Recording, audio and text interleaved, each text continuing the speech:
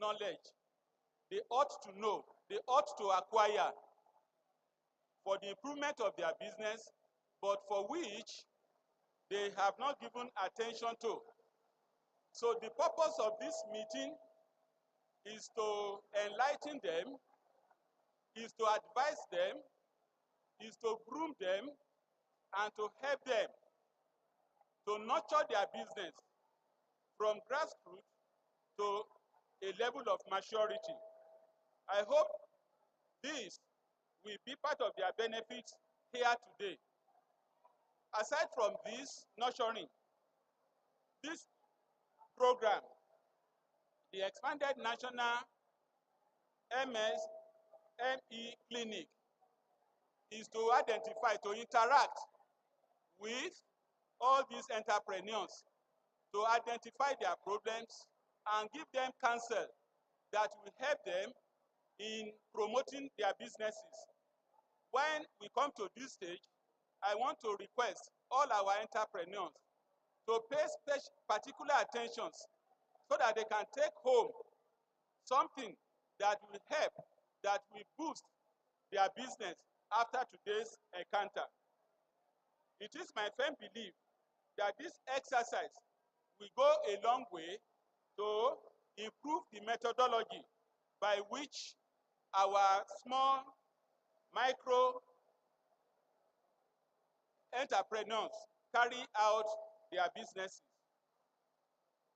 The program of today, I also believe that it will go a long way to boost the economy of the state itself. Because when all our micro, small and medium entrepreneurs, when their business are thriving, definitely it will fall back to the state economy, and there will be improvement for the economy of the state at large.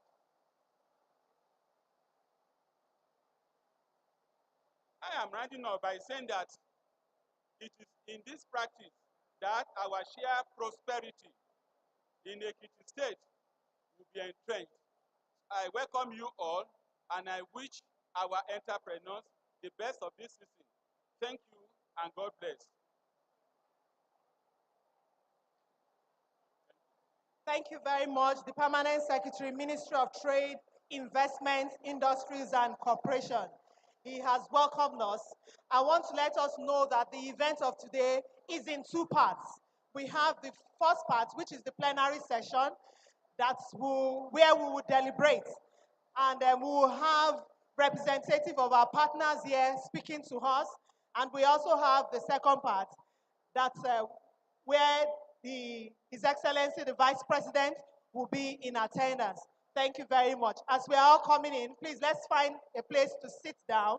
I'd like to welcome all the Yalojas here present. Thank you very much for coming. Promptly, we move to the presentation of the representative of partners and agencies here present. In no particular order, I'll be inviting the representative to speak briefly and address the people.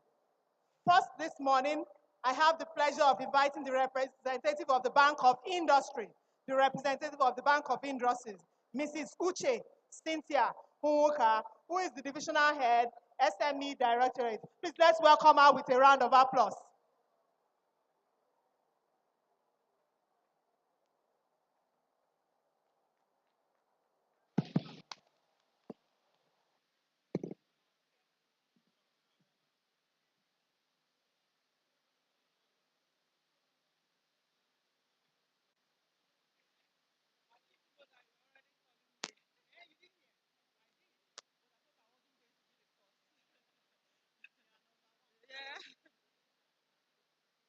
Hello. Good morning, great builders of our country.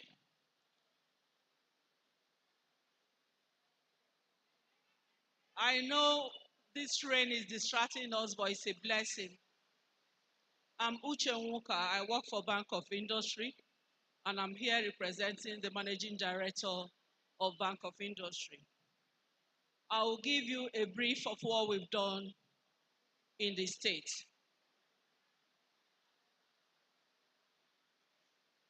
The state office was opened in 2021, and interestingly, since 2021 to date, we've been able to support 90 MSMEs.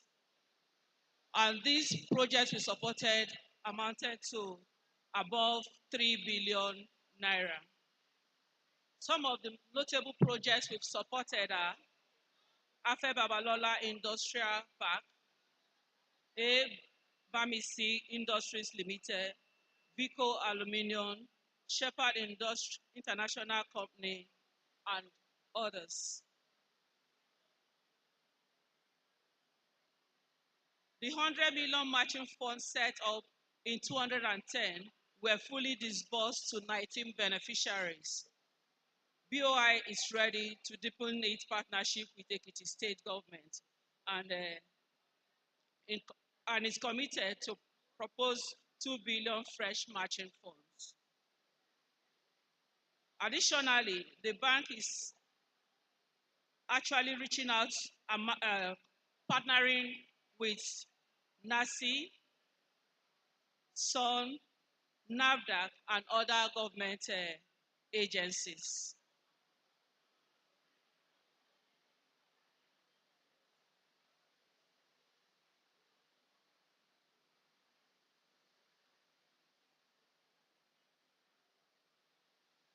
We also have reports on the 200 billion federal government intervention scheme.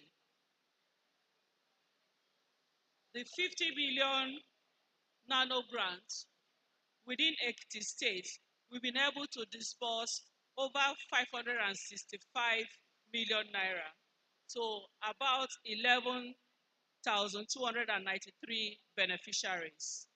Other applications are also being appraised for disbursement.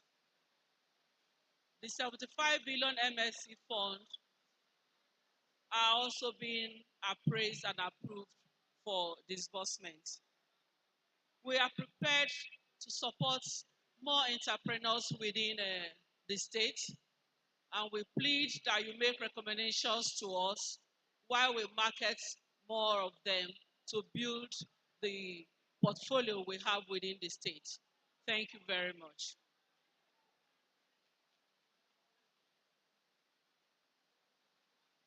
Thank you very much, Mrs. Uche Nwuka.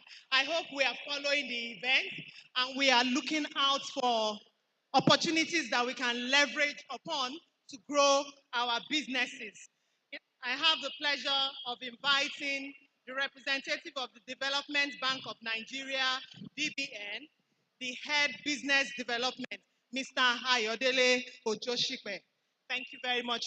Let's welcome him with a round of applause.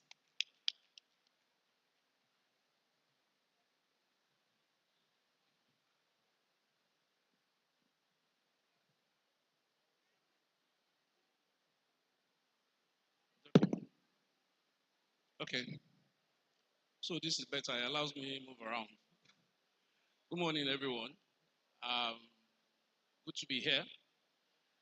Please, if you are in this hall and you are an MSME owner, or you've ever done anything to support any MSME, please give yourself a hand. Please, let's clap for ourselves. Well done. Well done. We all know what our MSMEs go through. And I say a big well done to the organizers of this event and the Office of the Vice President. My name is Ayodele Ojoshipe, and I head business development at the Development Bank of Nigeria. I bring you greetings from the entire management, board, and staff of the organization. Greetings to everyone present, the royal fathers, the commissioners, the House of Assembly members, and all other protocols duly observed, and also greetings to the MSMEs here. Quickly, I'll just tell us about DBN, what we do and who we are, because I know that a lot of us don't know so much about DBN. So the Development Bank of Nigeria was established in 2014 in partnership with some global development organizations like the World Bank, the African Development Bank, the European Investment Bank, KFW, and some other global organizations. We got our wholesale banking license in 2017. So as a bank, we don't lend to MSMEs directly. We lend through what we call our participating financial institutions. These are banks, merchant banks, deposit money banks, microfinance banks, and finance companies that were profiled to be able to have access to deploying funds to MSMEs. So far, I'll just quickly tell you about our mandate. We're set up to do three things. One is to provide access to lending for MSMEs, and on that, we've disbursed since 2017 till date, we've disbursed 951 billion to 495,000 MSMEs. Secondly, we are also tasked with the responsibility of providing guarantees to accelerate lending to MSMEs. We do that through our wholly owned subsidiary called the Impact Credit Guarantee Limited, which is a fully owned subsidiary of the DBN. And on that, we've disbursed, we've guaranteed 206 billion to MSMEs. Thirdly, we do technical assistance and capacity building for our PFIs. The technical assistance we do is sit down with some of these lenders to identify gaps in their processes. The third process in lending to MSMEs, to ensure that they are actually not edging out the kind of MSMEs that will grow our economy. So we sit with them, take them through the process, and then we take them for an immersion session in climes that we believe have gotten MSME lending right. Last year, we took 10 MBs to Kenya to give them that experience, and they've all come back to change their lending model. We also took 10 deposit money banks to Turkey and Germany just to expose them to this best practice in lending, and that has also catalyzed the kind of lending we're beginning to see from these organizations. Typically, we like to say our funds can be used for any sector, but we have certain focus areas that we encourage our PFIs to deploy our funds. These are sectors that organizations and development finance institutions world over have identified as the key to growing our continent and by extension our country, Nigeria. So these areas are agriculture, lending to women, that's gender-based lending, lending to youth, those under 35 years of age. And again, I must mention that 80% of our disbursement has also gone to women. Lending to startups, lending to first-time borrowers, and also lending to education and agriculture. Again, very important to us is the need to ensure that funding goes to some, we call them disadvantaged locations. These are areas that are in the hinterlands of certain states, areas also where there is some unrest, and there are businesses in these areas that need funding. So we push lending to these areas also so that the businesses there are not stifled of funding. So this is typically what we do. And for us at the Development Bank of Nigeria, we are very, very happy to be associated with this event, and we say kudos and well done to all the organizers and all of you here present. Thank you very much for listening to me. Have a good day. Thank you very much, the Development Bank of Nigeria.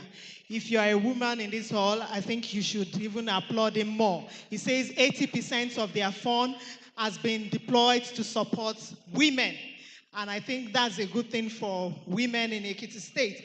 I want to encourage us that we should note our questions, our comments and observations, because we are going to have opportunity to ask them questions, and they will provide guidance. I have the pleasure of inviting the Bank of Agriculture this morning to address us, and that's the branch manager of Ado Ekiti of the Bank of Agriculture, Mrs. Olabode Ebidayo. Please let us welcome her with a round of applause.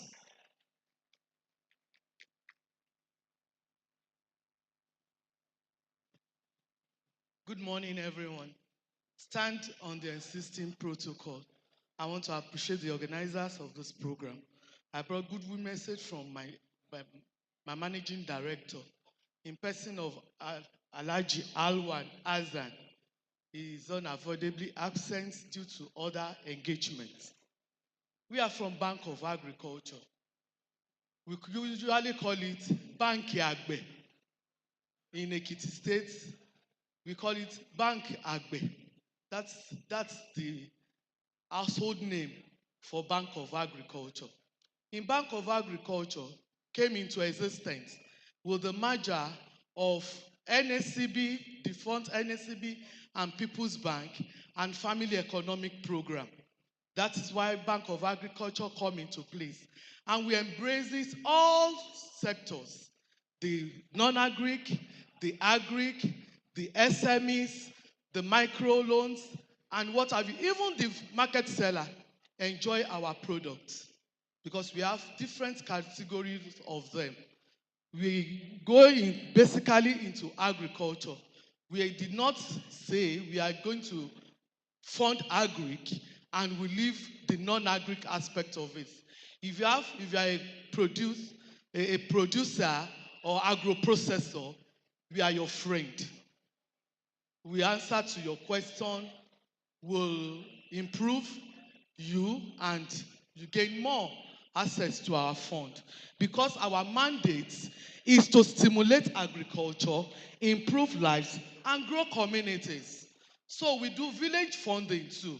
Those that don't know how to read and write, they can benefit from such loan. Because when you get to this farmer, they'll tell you they don't want to go to bank where they put on different lights.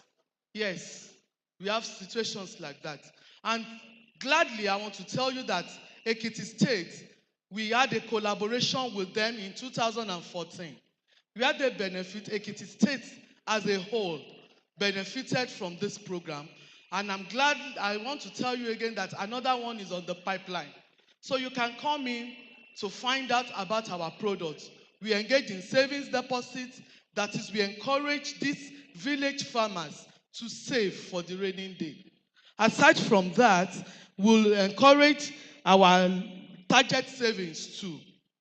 Those that want their products or their savings to be targeted at a period, we encourage them too in Bank of Agric. And not only that, we go into corporate organizations. Feed millers, they enjoy our products. Other corporate organizations, production, agro-processing, in all areas of life. That is why this MSC clinic is for us. Come to us, we are available. And we are going to make you smile, improve your production, so that there will be food supply. There will be food supply because that is the basis of this clinic. Thank you. Thank you very much, Bank of Agriculture. It is heartwarming to know, even though they are called Bank of Agriculture, they embrace all sectors. I have the pleasure of inviting the representative of the Nigeria Tourism Development Authority, NTDA, Mrs. Funebi Otu Umodak, the Director Legal, to speak to us. Please let's welcome her with a round of applause.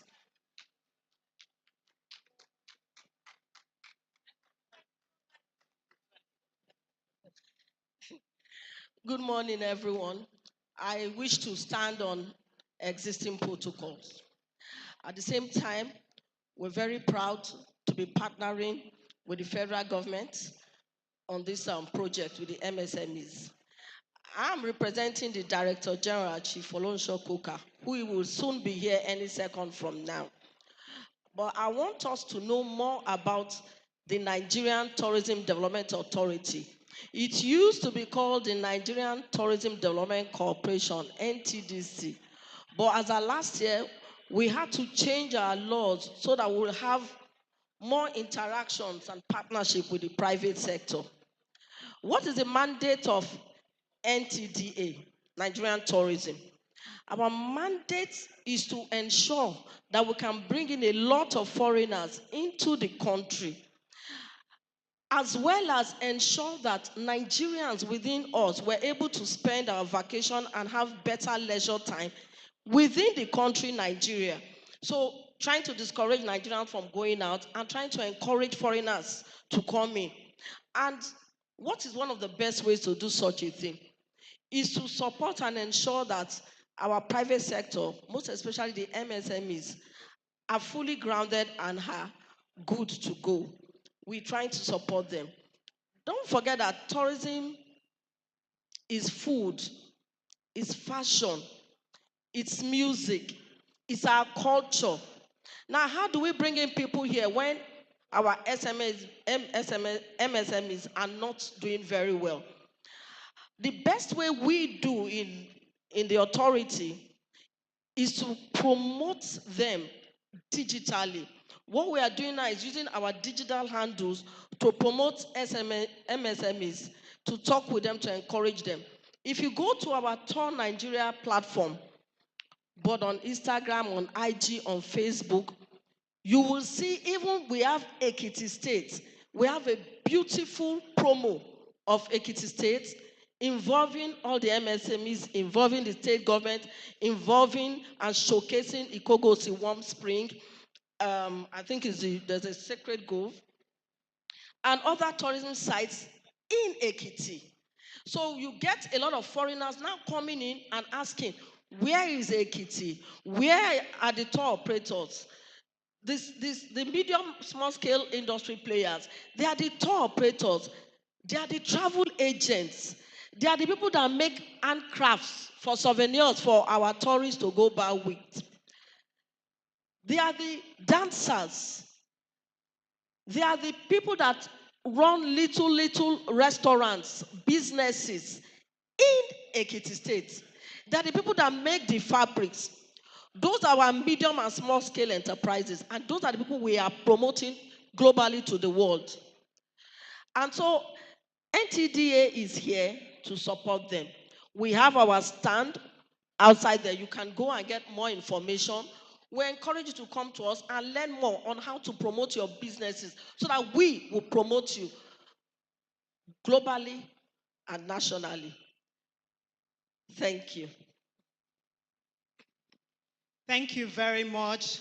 Mrs. Funebi says you should approach their stand so that you can learn how they can promote you globally, not just nationally, but globally. Thank you very much. I have the pleasure of inviting the representative of Small and Medium Enterprise Development Agency of Nigeria, Mr. Ado Adamu Bello. He is the Director, Enterprise Development and Promotion of Smedan. Please let's welcome him with a round of applause.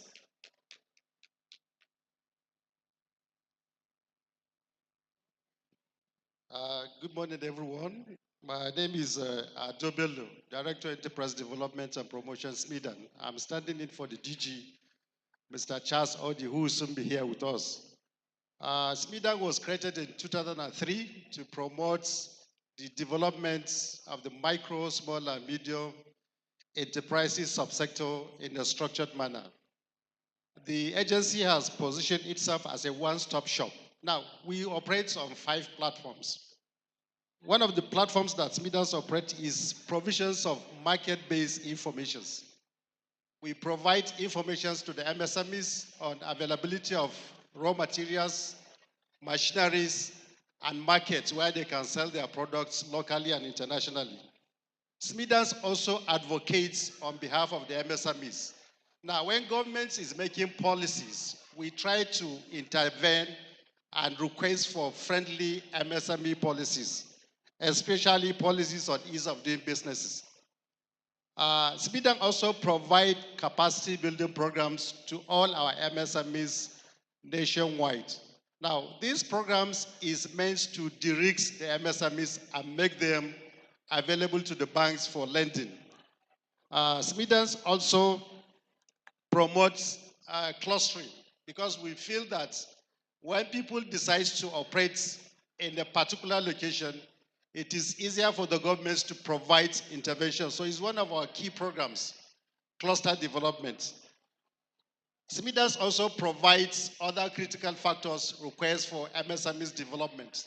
Things like finance, workspace, and access to other critical factors that allows them to grow. Now, this is in addition to other programs that the SMEDANS operates, programs like the National Business Skills Development Initiative. Now, the MBSDI is targeting the youth because we discovered that about 75% of our population are made up of youths. This program started after the ENSAS program. So the idea is just to empower the youths with training and then provide them with starter equipment. This is in addition to other finances that we provide that is embedded in the program. Other programs like the One Local Government, One Products. All up is being discharged in all the 774 local governments. It has grant components and it has the loan components and it's interest free and it's provided to cooperatives that are into probably producing a common product. SMEDAS also has matching funds with some banks like the Bank of Industry. Just last 2 weeks, we signed a 1 billion naira matching funds with Bank of Industry. We equally signed another 5 billion naira matching funds with Sterling Bank. We also have matching funds with states like Anambra, Katsina, Kano, and some states. So I think the floor is open to other states that are interested in matching their funds with SMEDAN. So this is basically what we do at SMEDAN. Our stand is outside for more information that people may probably ask us to provide it with them.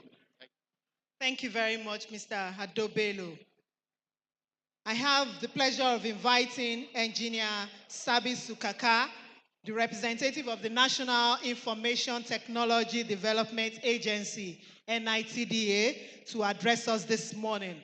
Don't forget, please be noting your questions, your observations, and where you need clarity. They are available to answer. Thank you.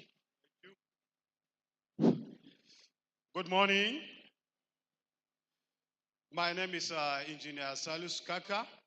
I'm a director heading Department of Digital Economy and Innovations in the National Information Technology Development Agency, NITDA. NITDA is an agency under Ministry of Communications, Innovations, and Digital Economy. And our core mandate is to regulate the use of information technology to create prosperity for all across all sectors. The technology is innovating and is disrupting the world, including all sectors, particularly the micro, small, and medium enterprise. We are all witness that with the use of technology, businesses can go places. You can reach where you have never been to. You can leverage on these technologies like internet, websites, and social media platforms to promote your businesses with ease. With little investments, you can have your own business to go online. You can expand your market. Your product can be assessed and attract business from here to as far as China, US, anywhere in the world. As long as you can have the basic knowledge and skills to leverage this technology. So our major role and responsibility is to ensure that how do we educate the society to understand how this technology operates, to understand what are the risks involved, to understand what is expected of them to ensure that they have a safe and hygienic digital presence and promote your businesses, do your transactions online safely without falling victim of the promotions through interventions of projects, programs, and particularly capacity building for the micro, small, and medium enterprise. We have been part of this program, and we always support the MSME sectors with a free domain registration for those MSMEs who are interested to have an online presence. A simple domain, NITDA is willing to provide you free of charge. Those who are interested on this can visit our stand, drop down your information, and from thereafter we'll connect with you and create and reserve this domain for you. Domain is a tool that can allow you to have your own website under your control, free, under your own influence, and you can use it to promote your businesses, unlike leveraging on Facebook, leveraging on the social media platforms where you don't have control over that. Facebook can decide to block your business because you are not the owner of that. But if you have your simple website, you can have control of that and you can put your product, you can promote your programs, you can market your goods and services and keep expanding your program. So we are inviting you to visit our stands and we keep the discussion and connection. Thank you very much. Thank you very much. If you appreciate the importance of information technology, then you will make NITDA your friend. Thank you very much, Engineer Kaka. I want to invite the representative of the Standard Organization of Nigeria, Engineer Tauri Shongosoya, the State Coordinator of Standard Organization of Nigeria in Ekiti State. Thank you very much. You're welcome, sir.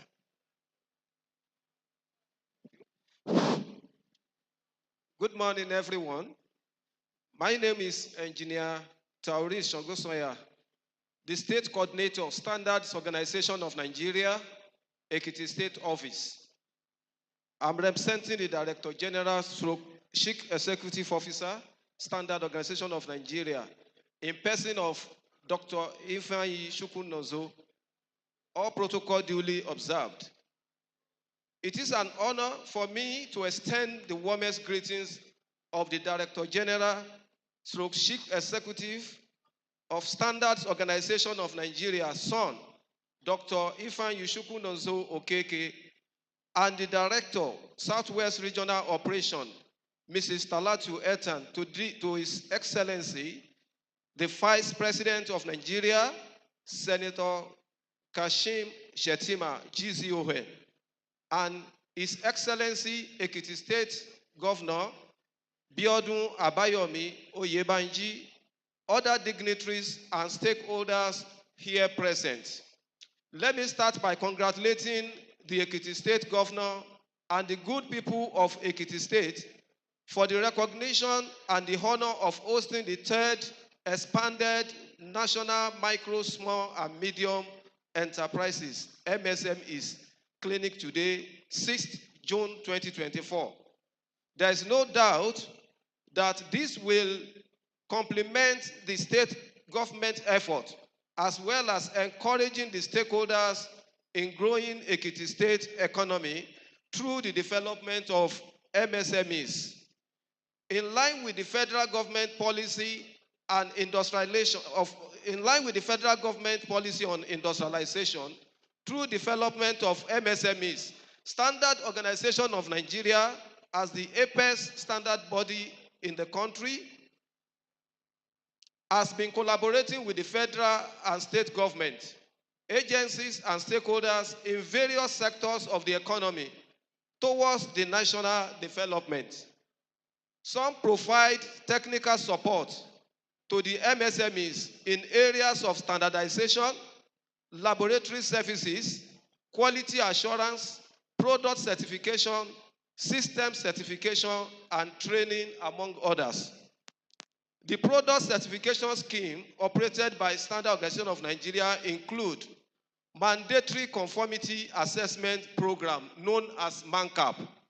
The MANCAP is meant for the locally manufactured products. We also operate what is known as product type certification. The product type certification is meant for products that are intended for export to other countries of the world. We also operate what is known as Standard Organization of Nigeria Conformity Assessment Programs and Product Authentication Mark to monitor the compliance of imported products to Nigeria to the standards and to ensure that consumers will get values for whatever they have purchased. The objective of MANCAP certification is to ensure that quality of made in Nigeria products meet requirements of relevant Nigeria industrial standard and international standards to promote consumer confidence and enhance global competitiveness. It is believed that our esteemed entrepreneurs will take advantage of this laudable program of the government. Our stand is in this premises, we can approach my team and make inquiries on how we can partner with you. Like you have said, we stand for quality. We make standard. We develop standard for all the manufactured goods in Nigeria, and we also monitor the quality of the products. So when the quality of your product match with the required standard, whether national or international standard, we give you certification mark. That certification mark can now promote your product anywhere, both locally and internationally. I therefore assure you of continued collaboration in areas of standardization and quality assurance to ensure production of quality products towards the development of MSMEs and economic growth of Ekiti State. Thank you very much. Thank you very much, sir. That is Engineer Taurid Songosoya. Please, let's be reminded that we are the expanded National MSMEs Clinic holding in Ekiti State. So I want to welcome every one of us, all the distinguished guests here present. I want to welcome ESCO members here present again, to welcome the body of permanent secretaries, party members here present, and all the distinguished partners and agencies who have been addressing us.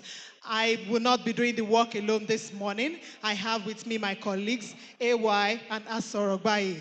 At this point, I would like to invite Asorogbayi to welcome all our royal fathers. He knows how to do it best. Please, let's welcome him. Thank you very much, my darling sister. Kábíyèsí orí adé. Kádé kó pẹ́ lórí kí bàtà kó pẹ́ lẹ́sẹ̀ kí rùkẹ̀rẹ̀ kó jẹjẹjẹ kó di ọkìnrin. Lákòókò yín nípínlẹ̀ Èkìtì, ọ̀pọ̀ ìlọsíwájú ọ̀pọ̀ ìgbéga ló ń bá wa. A tún wá ní gómìnà tó jẹ́ pé ìfojúsùn ọjọ́ ọ̀la rere fún ìpínlẹ̀ ìlú jẹ lógún. Nídìí eléyìí, nítorí àkókò, mo láyọ̀ láti máa kí àwọn bàbá wa, àwọn orí adé nípínlẹ̀ Èkìtì látòrí kábíyèsí, His Royal Majesty, Ọba Àlùfọ̀n Aláyémọrẹ, Aláàyè of Ẹ̀fọ̀n Kingdom, àṣẹ kábíyèsí sórí adé. Bẹ́ẹ̀ náà mo tún láyọ̀ láti máa kí kábíyèsí, His Royal Majesty, Ọba Oníṣàn of Ìṣàn Kingdom, kábíyèsí akínyìn dáadáa, ẹ kú àtìlẹ́yìn ìjọba yìí. Bẹ́ẹ̀ náà mo tún láyọ̀ láti máa kí kábíyèsí, Ọwá Oyè ti gbogbo Òkèmẹ̀sí, kábíyèsí ẹ kú ìdìde, ẹ kú àdúrà yín fún ìjọba gómìnà Bíọ́dún Àbáyọ̀mí Oyèbánjí nípínlẹ̀ Èkìtì. Mo tún láyọ̀ láti máa kí kábíyèsí, Aláyélúà Ọba Ọlọ́gọ̀tún ti Ọgọ̀tún Èkìtì, Ṣáàkì Aláyélúà, kádé kó pẹ́ lórí kí bàtà kó pẹ́ lẹ́sẹ̀ kí rùkẹ̀rẹ̀ kó jẹjẹjẹ kó di ọkìnrin. Bẹ́ẹ̀ náà mo tún tẹ̀síwájú láti kí kábíyèsí Aláyélúà, His Royal Majesty, Ọba Oníjàn of Ìjàn Kingdom, Ṣáàkì Aláyélúà akínyìn dáadáa, ẹ kú àtìlẹ́yìn ìṣèjọba gómìnà Báò nípínlẹ̀ Èkìtì. Kábíyèsí Aláyélúà Ọba Olúlọ́rọ̀ ti Ìlọ́rọ̀ Èkìtì, Ṣáàkì kádé kó pẹ́ lórí kí bàtà kó pẹ́ lẹ́sẹ̀ kí rùkẹ̀rẹ̀ kó jẹjẹjẹ kó di ọkìnrin. Bẹ́ẹ̀ náà mo tún láyọ̀ láti máa kí kábíyèsí Aláyélúà Ọba Onímẹ̀sí ti Ìmẹ̀sí Èkìtì, kábíyèsí àṣẹ kádé pẹ́ lórí kí bàtà kó pẹ́ lẹ́sẹ̀ sí orí adé. Kábíyèsí Ọba Oníròpórá ti Ìrópórá Èkìtì, mo ṣe kábíyèsí sórí adé, mo kí kábíyèsí pé ẹ kó kalẹ̀ ń bẹ̀. Bẹ́ẹ̀ náà mo tún kí kábíyèsí Aláyétòrò ti Ayétòrò Èkìtì, kábíyèsí mo ṣe kábíyèsí sórí adé. Bàbá wa orí adé kan tún ṣe èdè tó bá tún ṣe díẹ̀ sí màá tún lọ gba orúkọ wọn. Bẹ́ẹ̀ náà mo tún láyọ̀ láti máa kí gbogbo àwọn Ìbìrà, all the Ìbìrà communities in the house, I greet you all. Hausa communities in the house, we celebrate you and we appreciate you. Igbo community, Igbo Kwenu, Igbo Kwenu. Thank you very much. Now, Irobo community, we celebrate you all. Ibi tí mo wá dé yìí, àwọn tán ní ọjà tó fi ń pọn gómìnà nípínlẹ̀ Èkìtì. Àwọn tọ́lọ́run bá fún láǹfààní láti gbé kán jáde, kán rà, kán tà, kó tún dáa fún wọn. Kán tún rèrè ń bẹ̀, èrè tán bá rí ń bẹ̀ kán tún kó lọlé, kán tún lọ fi ṣe nǹkan tó dáa. Gbogbo ẹ̀yin ìyá wa, ìyálọ́jà, mo kí yín, ẹ jẹ́ pàtẹ́wọ́ fúnra wa. Gbogbo ẹ̀yin ìyálọ́jà ìpàtẹ́wọ́ kórarin, ìpàtẹ́wọ́ kórarin, ìpàtẹ́wọ́ kórarin. gbogbo ìgbà. Oh, gbogbo ìgbà. Àwọn tó wà ní ojúdó ò tí gbọ́, àwọn tí ọjà ìrẹ̀kẹ̀sí ò tí gbọ́, àwọn tí ọjà ọba ò tí gbọ́, gbogbo ìgbà. Owó wà. Owó wà. Mọ́tò wà. Please put your hands together for the yellow jazz in Ekiti State. Èyí ìṣeré-ṣeré o, ẹ̀yà tó bọ̀ pẹ́ o. The Association of Local Government of Nigeria, ALGON, Ekiti State, will celebrate you. The chairman for all the chairmen is Honorable Ojo Oluwasegun Samuel. Ẹ jẹ́ fìkàlẹ̀ sí lọ́lọ́kan òjọ̀kan. Ìjọba gómìnà Bíọ́dún Àbáyọ̀mí Oyèbánjí, ó ti mú ọ̀rọ̀ ọ̀nà wa, ó mú lọ́kùnkúndùn. Ọ̀rọ̀ iná onídandan, iná gbúdọ̀ tàn ní gbogbo ìgbèríko nípínlẹ̀ Èkìtì. Bẹ́ẹ̀ náà ló ní ètò ìlera, ó ní ó jẹun lógún, ó nígbà tá a bá ti ní ìlera tó pé, ó nígbà yẹn la máa lè ráyè jáde lọ ṣe káràkátà wa dáadáa. Nǹkan ọ̀gbìn, ẹni bá wo gbogbo nǹkan tí gómìnà wa lọ ṣe nílùú òyìnbó láìpẹ́ yìí, ẹ máa rí pé ó ti lọ fa gbogbo àwọn ọmọ Èkìtì àti gbogbo ọmọ Nàìjíríà àti àwọn òyìnbó. Ó ní kó máa bọ̀ nípínlẹ̀ Èkìtì, ó nílẹ̀ wà láti wá dá nǹkan ọ̀gbìn, ìdókòwò tó fi tóbi ètò ẹ̀kọ́. Ẹ̀yin náà rè nípínlẹ̀ Èkìtì, gbogbo àwọn ọmọ wa náà ń pegedé lẹ́ẹ̀kan sí i lóko gómìnà wa, lóko àwọn bàbá wa ọba aláyé, àkí gbogbo yín pápátá ẹ kú àbọ̀ sáàrin wa. Thank you very much. Thank you very much, Asorogbayi. I want to acknowledge the presence of the Director General, Nigerian Tourism Development Authority, Chief Folorunsho Koka. Thank you for coming. We are still listening to our development partners and agencies to see where and how they can help us. So this morning, I want to invite the representative of NAFDAC, that is the National Agency for Food and Drug Administration and Control, Mrs. Sarah Ajayi, who is the Deputy Director in NAFDAC. Please, let's welcome her with a round of applause.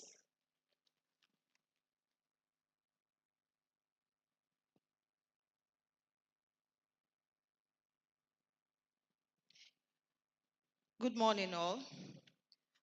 My name is Sarah Ajayi. I'm with the Office of Trade and International Relations of NAFDAC, here representing the Director General of NAFDAC, Professor Christiana Mojishola Adeyeye. NAFDAC, like we know, is the National Agency for Food and Drug Administration and Control, and it was set up by Decree 15 of 1993, which is now the Act Cap N1 of the Law of the Federation of Nigeria 2004. NAFDAC has the mandate to regulate and control the manufacture, importation, exportation, distribution, sale, and use of food, drugs, cosmetics, medical devices, detergents, household items, packaged water, and we call all these products regulated products. Now, the purpose of regulation that the agency embarks on is to ensure that the foods, the regulated products we consume are safe, of good quality, and efficacy. And we ensure that all of these are fit for not just human consumption, but also for animal consumption. NAFDAC, in discharging its mandate, carries out regulatory processes that involves facility inspection, laboratory analysis, registration of products, certification of manufacturing sites, investigation and enforcement activities for products that are not fit for use. And one major activity that has to do with MSMEs is what we call the product registration, which we know as the NAFDAC registration number. And that is the marketing authorization that is given to manufacturers to enable them sell their products in the country and to also import their products out of the country, export their products, out of the country. The agency has some programs in place to encourage the growth and development of MSMEs. One is the expedited laboratory analysis for samples belonging to micro enterprises. We also have streamlined our requirements for product registration. What is expected for big manufacturing facilities is not what we do with the micro enterprises. We have streamlined the requirements for micro enterprises and also the nano enterprises. NAFDAC has also encouraged what we know as the share facilities. That's where people who have the same type of products can come together and share the facility, and you have your products registered either collectively or on individual basis, depending on the agreements you have. NAFDAC has also discounted registration fees for micro and nano enterprises. We now have what we know as the help desk, where you can walk into a NAFDAC office and get people to render help for you, for those who are not able to navigate our platform for product registration. And that brings me to the registration platform, which we call NAPAMS. You can sit the comfort of your house and initiate registration of your products. You do all that online, except for where your facility will have to be inspected or your product will be taken to the lab for laboratory analysis. This is just to encourage the growth of our nano and micro entrepreneurs. NAFDAC has what we call the MSME focus group in the agency that meets to deliberate on programs or activities that will encourage the growth of nano and micro enterprises. We have offices in the 36 states of the Federation, including Abuja. And so we have an office in Ekiti. We also have a stand outside where you can come for further information. And you can also visit our website, www.nafdac.gov.ng, for more information. Thank you very much. Thank you very much, Mrs. Sarah Ajayi. I want to invite the representative of the Corporate Affairs Commission, Mr. Habib Mohammed, to address us. Please let us welcome him with a round of applause.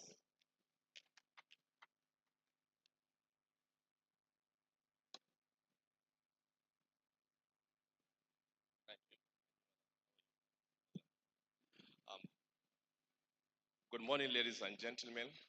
My name is Mohammed Habib. I represent the Registrar General of Corporate Affairs Commission, Barrister Ishaq Hussein Magaji's son. I'm here to notify you of the mandates and responsibilities settled with the Corporate Affairs Commission, and part of it is to regulate, register, administer, and enforce responsibilities that will gear towards attaining your businesses and achieving seamless registrations.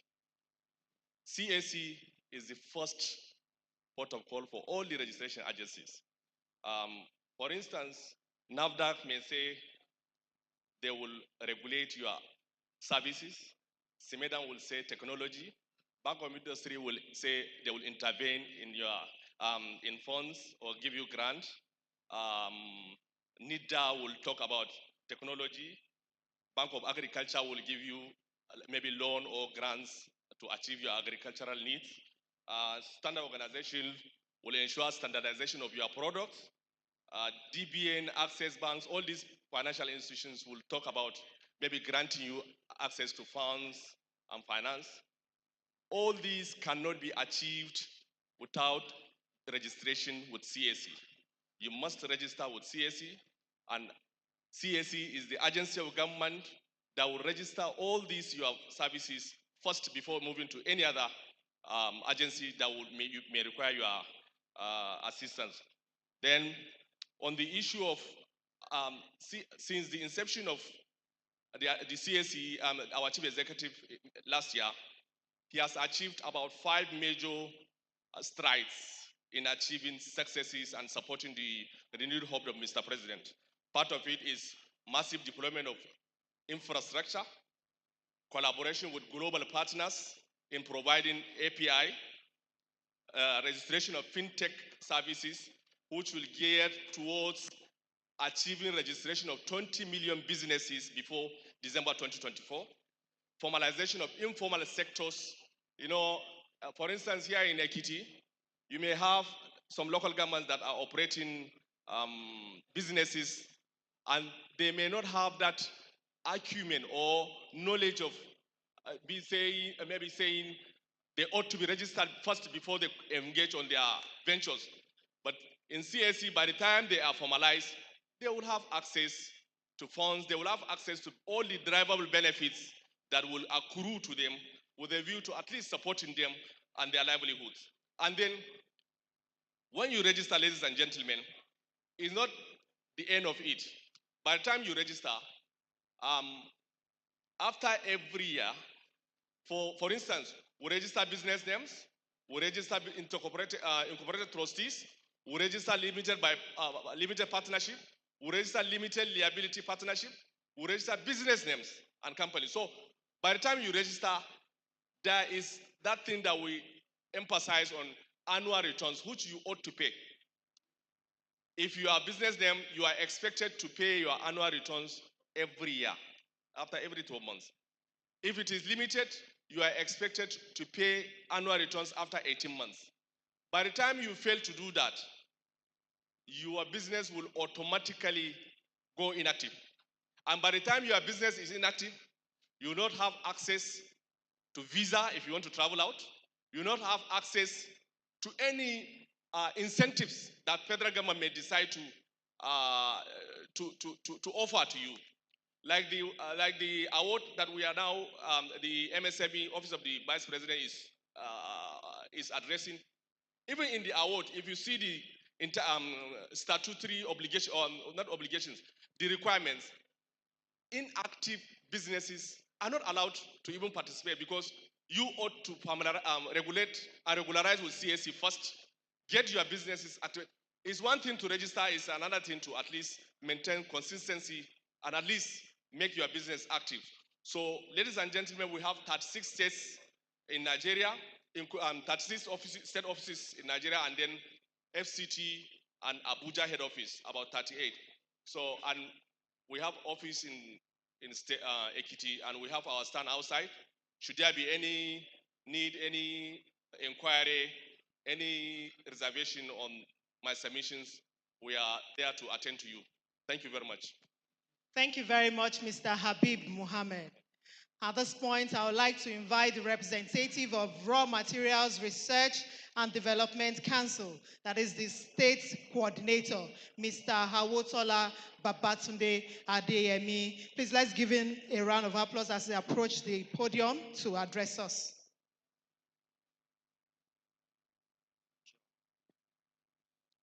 Good morning, everyone. My name is Mr. Hawotola Babatunde Adeyemi. I'm representing my Director General, Chief Executive Officer, Professor Martins Ike Muazo. I will just talk briefly on our activities and what we do.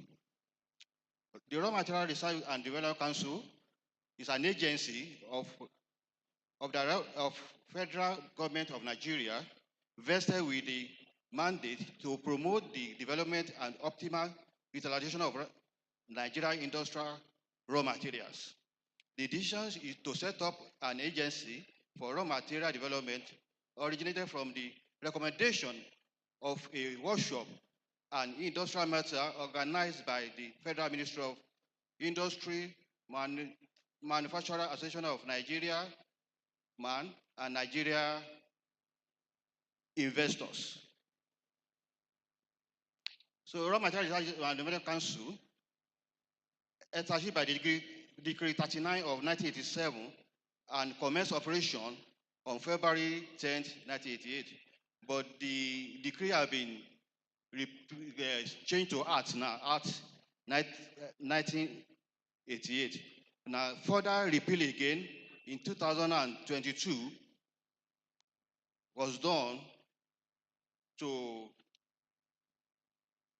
for an additional mandate, especially in the promotion of Nigerian local content in science, engineering, and technology in local raw material utilization, establishment of raw material analysis and certification laboratory for local industry, and implementation of national strategy for competitiveness in raw material and products. So the main function of raw material research and development council is to substitute the local raw material, comparing with that of the one that's going to be ordered from abroad. So to save a lot of dollars. So our office is inside the permanent trade fair complex here, and our stand is at the back of this. So you can get to our place. We give you more details on what we do. Thank you very much. Thank you very much, Mr. Adeyemi Awotola. Please don't forget, let's prepare our questions and our comments. The agencies and partners are here to provide clarity and further guidance. In a bit, we'll be getting to that. I want to invite the representative of the Nigerian Export Promotion Council, who happens to be the state coordinator in Ekiti State here, Mrs. Iyabo Abe. Please, let's give her a round of applause as she comes to this podium.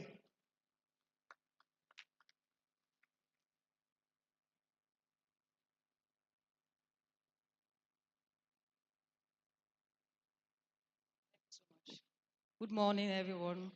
I beg to stand on existing protocols. My name is Mrs. Iyabo Abe. I'm the State Coordinator, Nigerian Export Promotion Council, Ekiti office. I represent the ED CEO of Nigerian Export Promotion Council, Mrs. Noye Ayeni. The NEPC is a federal government agency responsible for the promotion and development of non-oil exports from Nigeria. So far in Ekiti, our office started here in 2020, and we have been able to identify and register over 100 companies that have showed interest in export activities in Ekiti. To get registered on the NEPC platform, we have made it very easy. You go online and do your registration. Just log on to our website, www.nepc.gov.ng, and you follow the processes to do that. To be eligible for registration under the Nigerian Export Promotion Council, you must have a limited liability company, which you know where to do that with the CAC. We allow cooperative societies to be registered members, NGOs also to be registered members. Under our mantra with the new EDCU, we have called it the Double Your Export mantra, and we have identified 35 projects under this. We have 20 products which we have identified for international markets, and we have 10 target countries for these markets. And we also have 5 domestic export warehouses which we have identified to help ease export activities from Nigeria. Under this also, we have rolled out activities to assist MSMEs in line with the certification, because we have discovered over time reasons for rejections and so many problems our MSMEs have encountered. So in Ekiti, we have been able to assist few companies to get these foreign certifications to help them for their export activities. Also, in NEPC, we have come up with one state, one product. By this, we've given every state opportunity to come up with 2 products which they feel they have comparative advantage for export development. Ekiti identified cassava and banana plantain for their own export projects for NEPC to work on for export development. In line with this, we have some empowerment programs which we have done for farmers and MSMEs in Ekiti. Recently, we procured packaging machine for Ekisima and the Technology Incubation Center in Ekiti to assist them in packaging, because we have identified value addition as a core mandate for us to be able to encourage these SMEs to be able to identify them and help them to see how they can penetrate foreign markets. It was also identified with the palm oil associations in Ekiti. We have provided them severally with palm kernel seedlings and digestive machines to help them ease their production methods. Organic farmers under the JDPI and the Catholic Diocese of Ekiti, we have also partnered with them, and last year we gave them organic banana seedlings for them to enhance their productions under the organic sector of the agricultural sector. On the Cassava Association, which is cassava, which is an identified product for export in Ekiti, we have also cut across all the local governments in Ekiti, providing them with cassava seedlings to help encourage and boost their cassava productions. Also, we also have the domestic export warehouse, which NEPC has come up with. It's a one-stop facility shop center designed for packaging to assist in the decongestion of the ports in Lagos, where all the inspection agencies are present there to carry out the necessary inspections of all the goods that are supposed to be exported out of Nigeria. Once this is carried out at the domestic export warehouse, the goods move straight to the port and export activity begins from there. Another project NEPC has also come up with is Export Trade House. We have located at Lomé, China, Egypt, Kenya, and Dubai. And coming soon is Saudi Arabia. And this domestic export warehouse, it is a warehouse where all Nigerian goods are showcased on the shelves in these countries. So anybody in that country that is interested in partnering with any of the companies that their products are displayed there will get in touch with the owner of the warehouse and will link them up for business to transfer. Sorry, please.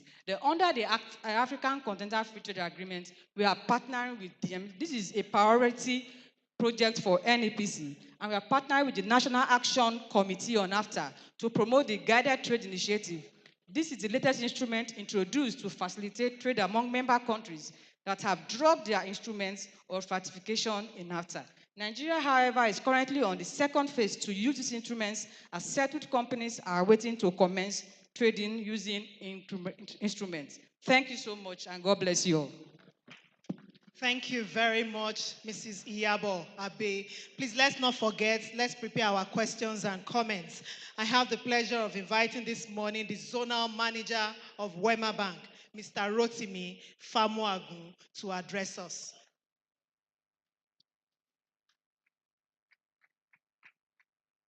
Please, if you are the owner of this vehicle, it's a Prado Jeep SMK 559 EU. Your attention is needed outside, please. Good morning, distinguished audience. I'm Rotimi Famuagun, Zonal Manager, Wema Bank. I'm representing the Managing Director of Wema Bank, Mr. Moruf Oseni, this morning. Well, we are very happy to partner the federal government on this new initiative.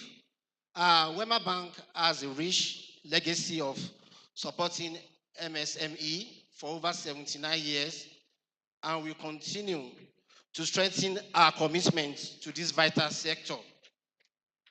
Our bank has a range of products that have been designed and tailored to the unique need of this MSME.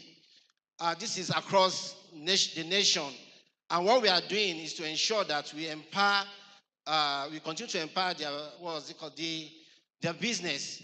And some of the products that we have what we call BSF, that is a bank support facility. You can access funding from Wema Bank between the range of 100,000 to 20 million.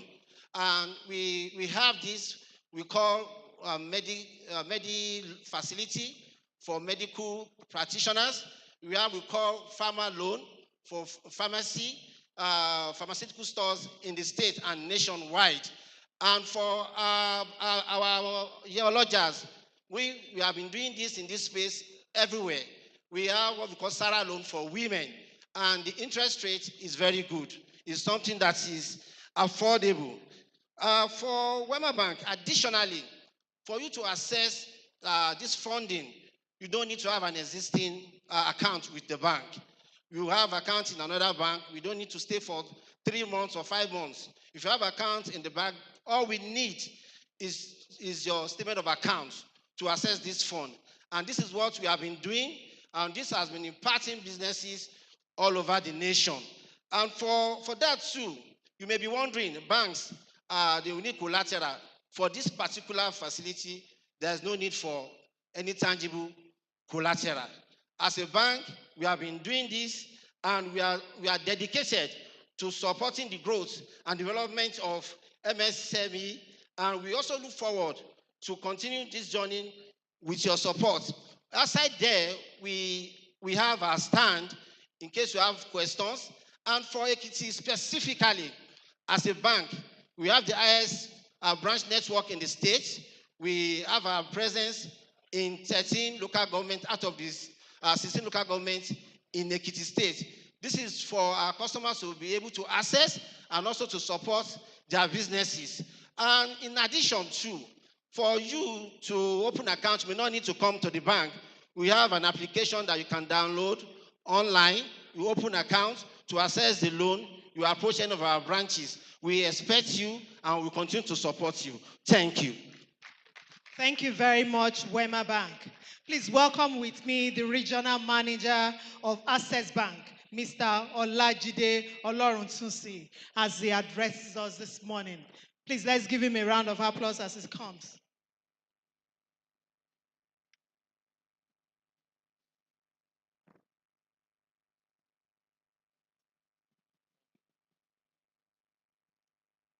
Good afternoon, ladies and gentlemen.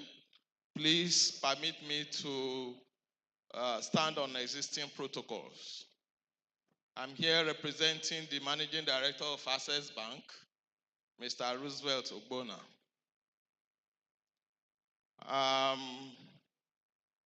Let me start by saying that Access Bank has been a contributor, a partner in the development of our various communities everywhere we are located and in the larger society of Nigeria as a whole.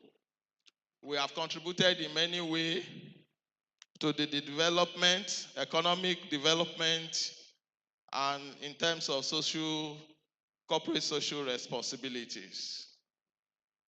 We are committed to the MSME sector, the segment of the economy that drives development.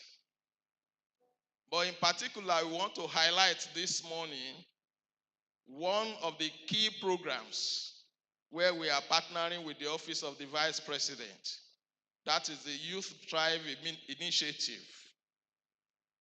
Under this initiative, we are cooperating to develop youths in medium and small-scale enterprises, youths between the ages of 18 to 45 years, under 4 broad subheadings: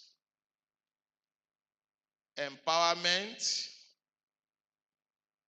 employment, training, and business exchange. Under the empowerment program, about 700,000 persons within this age range will be empowered annually. The empowerment is in terms of loans, low-priced loans, not more than 15%, that they can use to empower them in their businesses. All kinds of endeavors, all kinds of economic engagements that these people may be involved in, they will undergo a training powered by the bank, and once they have accomplished these trainings, the bank will support them with various amounts of loans, but the price is not more than 15%. Certain of them that have accomplished the training successfully will be employed with skills in fintech and all of that. So not less than 1,000 will be employed annually. And then in terms of the training, about 300,000 people will be trained annually. They will be trained with the support of consultants who are partnering with the bank. These consultants will handle the training in various sectors. They are knowledgeable, they are professionals, they have resource persons in all fields to engage and train these people. So the training will take about 300,000 persons annually. And this program is running for 4 years. And then finally, the entrepreneurship exchange scheme will see about 10 persons going to countries like China and some other places to have a hands-on understanding of how some businesses are done, some skills that are required in real life. So 10 persons in all will benefit from that scheme. 2 in each of the first 2 years and 3 in the remaining 2 years, making 10. So this will be the area where Access Bank is collaborating with the Office of the Vice President on Youth Thrive, an initiative meant to empower our youth, to strengthen them, to make them become entrepreneurs, employers of labor, and people who can stand on their own and be reputable members of society as they progress in their lives. Thank you very much.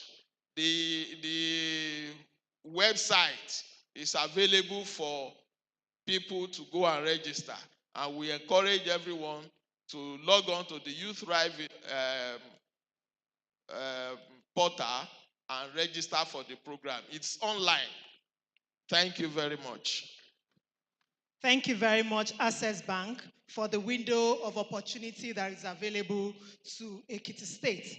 At this junction, it is my pleasure to invite the representative of the Nigerian Export-Import Bank, Mr. Tayo Omidiji. Please don't forget, let's prepare our questions and our comments, because after Mr. Omidiji will be taking your questions and comments. Mr. Tayo Omidiji, representative of Nigeria Export-Import Bank. Please, let's give him a round of applause as he comes. Is Mr. Tayo Omidiji in the auditorium? Okay. Thank you. You're welcome, sir.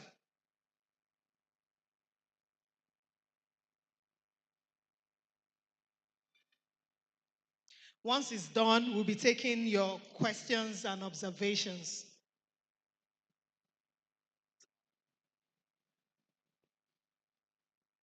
Good morning, everyone. Like others, let me also stand on existing protocol because of time. Like you have been told, my name is Tayo Omidiji. I represent the MD of Nigeria Export-Import Bank, Nexim Bank, Mr. Abba Bello. Nexim Bank is an export development bank wholly owned by the federal government of Nigeria. Our mandate is to support exporters to diversify the economy and bring in more foreign exchange to the country, and also in the process provide jobs. Now, basically we provide funding assistance, to exporters. Basically, we are focused on non-oil exports, as part of efforts to diversify the economy. We have various products that we have designed for exporters, be it in the agricultural sector, in manufacturing sector, solid minerals, and even services. For Ekiti State, we have a lot of our customers within the state already. We don't have a lot of branches because we are not a commercial bank, and as Export Development Bank, we have our head office, and we have at least one office in every geopolitical zone of the country. So we have a branch in Akure, which covers also Ekiti State. As I said, we already have a lot of, the cocoa exporters from this region as a customer. We encourage many more of you to come, and even if you engage in other products outside cocoa, cashew or manufactured products, we encourage you to come. As a matter of fact, we encourage you to add value to your products. We encourage export of value-added, products, because that enhances the value of the product you export and also helps us to generate more jobs. So funding assistance is targeted not only at those who trade, we also encourage those who want to establish factories, to produce for export, to come and access our facilities. Now we have special schemes for SMEs. And because we understand that a lot of SMEs may not be able to do exports on their own, the SME product has been designed in such a way that even if you're not exporting directly, but you offer services to exporters, that is, you play in the export value chain, either by way of supplying exporters. We also still make it possible for you to access our facilities. We offer single-digit interest rates, and the collateral requirements for SMEs are also very friendly. You don't need to bother yourself to, say that you can't come and access our facility because of collateral. When you come, we'll discuss with you and see how we can make it easy for you to access our facilities. I have the regional manager in our Akure office here with me. His name is Folani, and one of my other colleagues. We have our stand outside.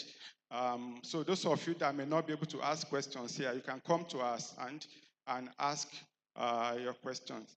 So thank you very much. We are happy to be here. We are happy to answer your questions. Thank you very much. Thank you very much. If you have not clapped today, it's a good time to clap. Can we put our hands? You are enterprising. Can you celebrate yourselves with a round of applause? Can we do that properly, ladies and gentlemen? Can we all clap? Can we all clap? Can we all clap? So we're going to take questions right now. It's okay to come forward and ask your questions. And of course, it's also okay to write it down and pass it across. But before questions, we'll have one more presentation. But before then, I'd like to officially welcome you again. My name is Ayodele Ayoakonde. You can call me in Nigeria.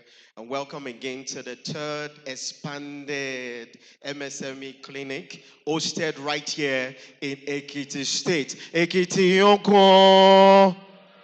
Ekiti Yonko. We want to welcome everybody who has come from far and wide, and I'm sure 36 states of Nigeria, including the FCT. We thank you so much for being a part of this, and it's going to be amazing. Why are we not clapping? Can we clap, ladies and gentlemen?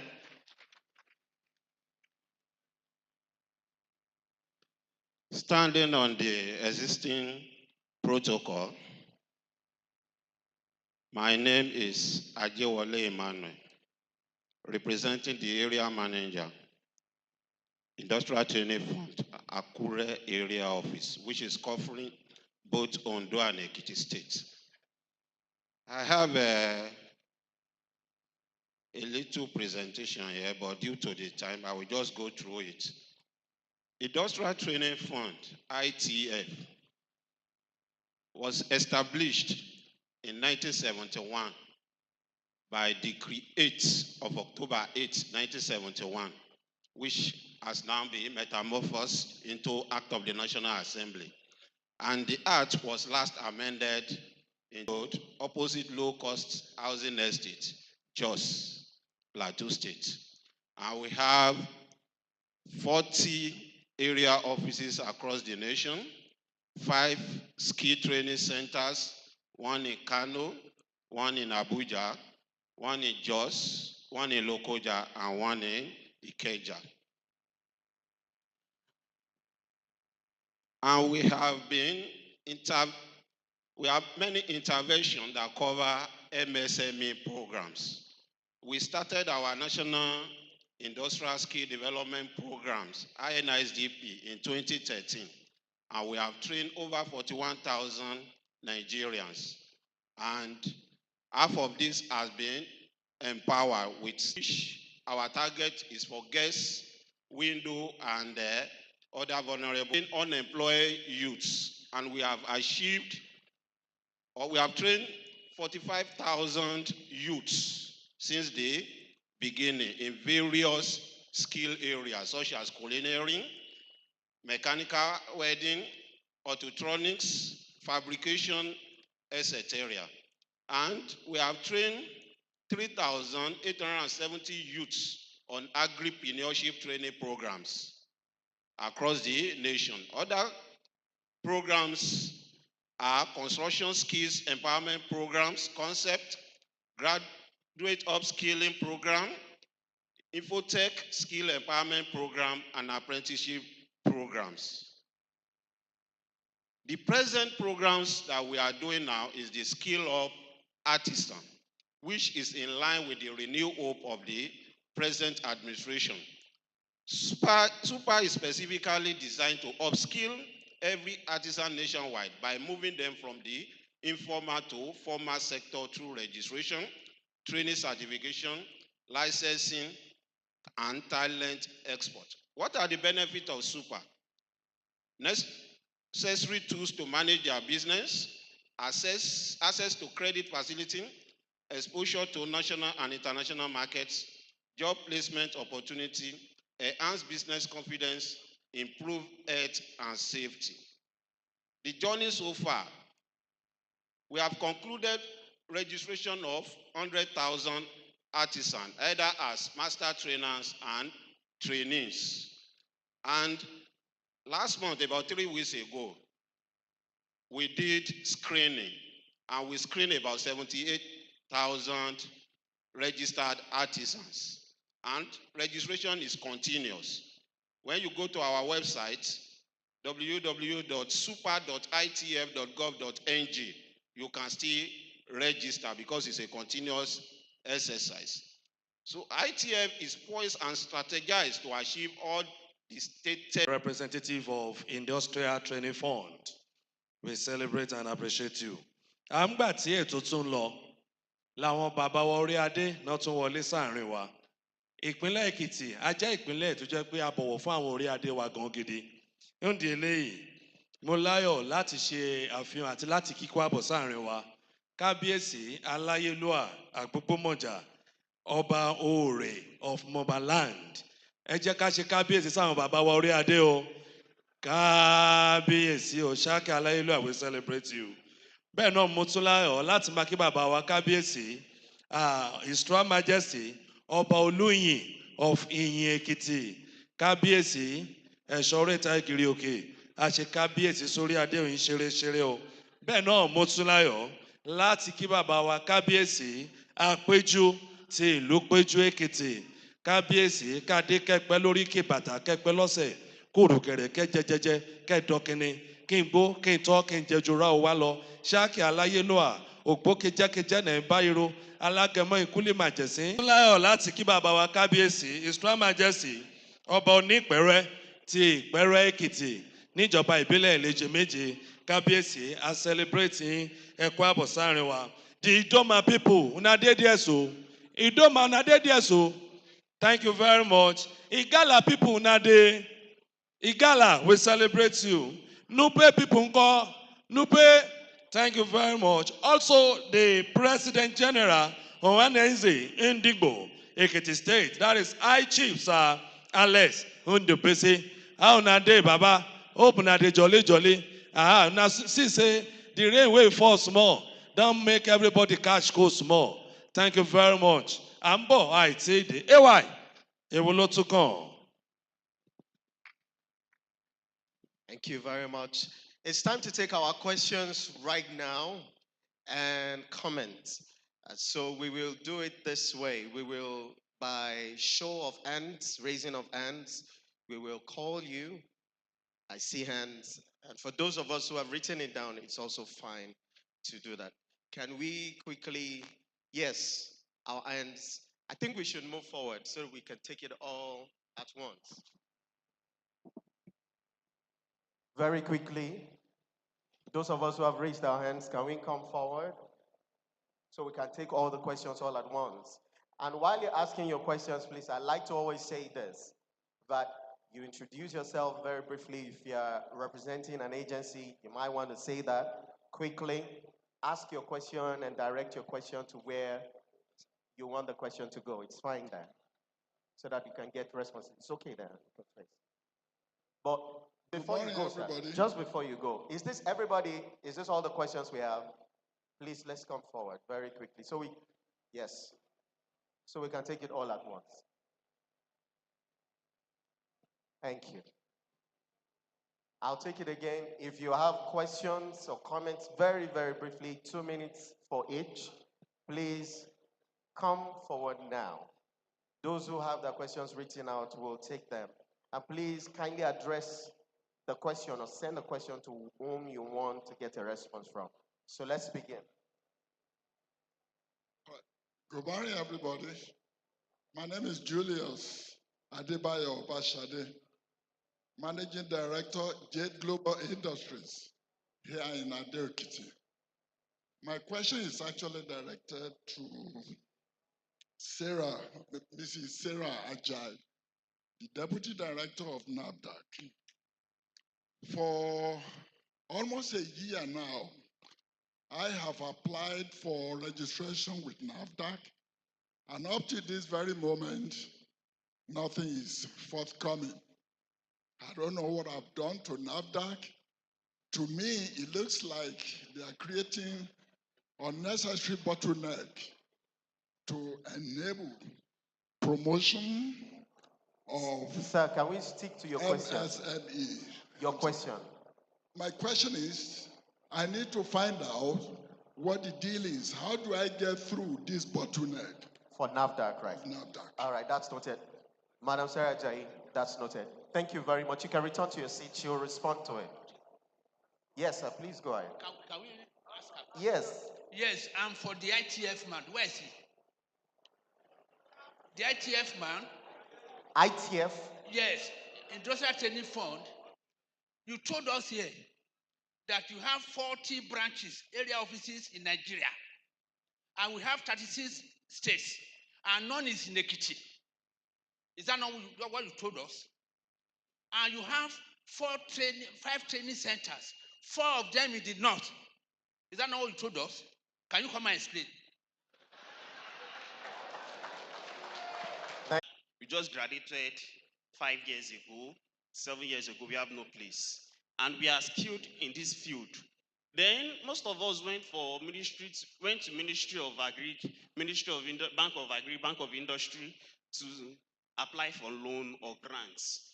But the prerequisites and the criteria laid down are just magnanimous for us to partake.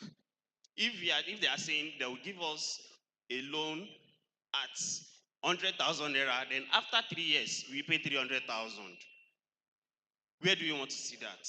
And the main capital of the loan must be given in 3 months. There's no agriculture that you are going to do, and you get your capital in 3 months. Please, the criteria laid down for we, especially the youths, that wants to partake into a skill, 1 or 2. Please reduce the criteria. Number 2, to General Taurid Shongo Soya. Please, you talked about products. Please, what type of products are you talking about? Is it any products, waste materials, processed foods, or anything? Then, lastly, what agency? Taurid? General Taurid Shongo Soya, I believe he's here. Is he still here? He left? He's still here. All right. Is he in the hall? So that we know the question is directed and he's still here. All right, that's fine. All right, thank you. Then lastly, the previous person just talked about it, ITF. Please, bring a training center and your office to Ekiti State. I submit. Thank you very much. Thank you so much for this program. I wear many hats, but I'm just going to use one of it. And I want to say a big appreciation to the Ministry of Agric, the Office of the Governor. We set up a company in Ekiti. It's a farm, Ekiti Cocoa Trust, and about 12 or 13 of us from the diaspora set up a farm. Within the last 1 year, we already got our certificate of occupancy. We've planted about 30,000 seedlings of cocoa with almost 35,000 of plantain. We're still planting. I think we should be having almost 100,000 before the close of this year. So my question goes to Nexim Bank and also the lady from exports and raw materials. I think they go to about quite a few people here. We want to process our product, we want to add value to it in Ekiti. How do we access funds? Exporting our raw materials is not the best thing for our country, even at this time. So we need support from the federal government, we need support from funding so that we can set up a factory that processes our product in Ekiti. And that's where our question really goes to today. Thank you so much. Okay, so just to be clear, you mentioned Nexim Bank, right? Are they here? Okay, so they'll respond to that. Thank you. I can see the hand from BOI as well. Okay, great. So, thank you. Good morning, House. My name is Oshashono Enote, and I'll be specifying my... Okay, I'm the founder of Enote Nigeria. We are into food processing, and we have our factory here in Ado Ekiti. My question goes to the representative of Nigerian Import-Export Bank. Yes. Sorry, Nigerian Export Promotion Council, Mrs. Yabo Abe. You made mention of the company being open to only limited liability company. So my question is, what of all small business owners who have registered our business as sole proprietorship? What is in it for us? Because some of our products are export grades, and we sell our products to Nigerians who are outside of this country. So what is in it for us as businesses who have registered our company as sole proprietorship? Can we still have benefits with the organization, or what is the way out for us? Thank you, ma'am. Thank you. Thank you very much. Next question, please, Mrs. Yabo Abe. I hope you've noted that. Okay. Good morning in the house. My name is Mrs. Ogundare from Iseron local government. Please, my question goes to the CAC people. They announced on the radio that we should register our POS. And since then, I've been trying to locate the office in Ado. So that is my question, sir. That's good. CAC, where are you? Have you taken that? Very good question. Yes. Good morning. My name is Honorable Omotayo Oluwadunsin, representing Ikere Constituency 1 at Ekiti Youth Parliament. My question for the representative of SON and NAFDAC. What are the agencies doing to regulate production of fake products, most especially those producing fake creams, tagged organic cream? What are they doing to regulate it in Ekiti State? Thank you.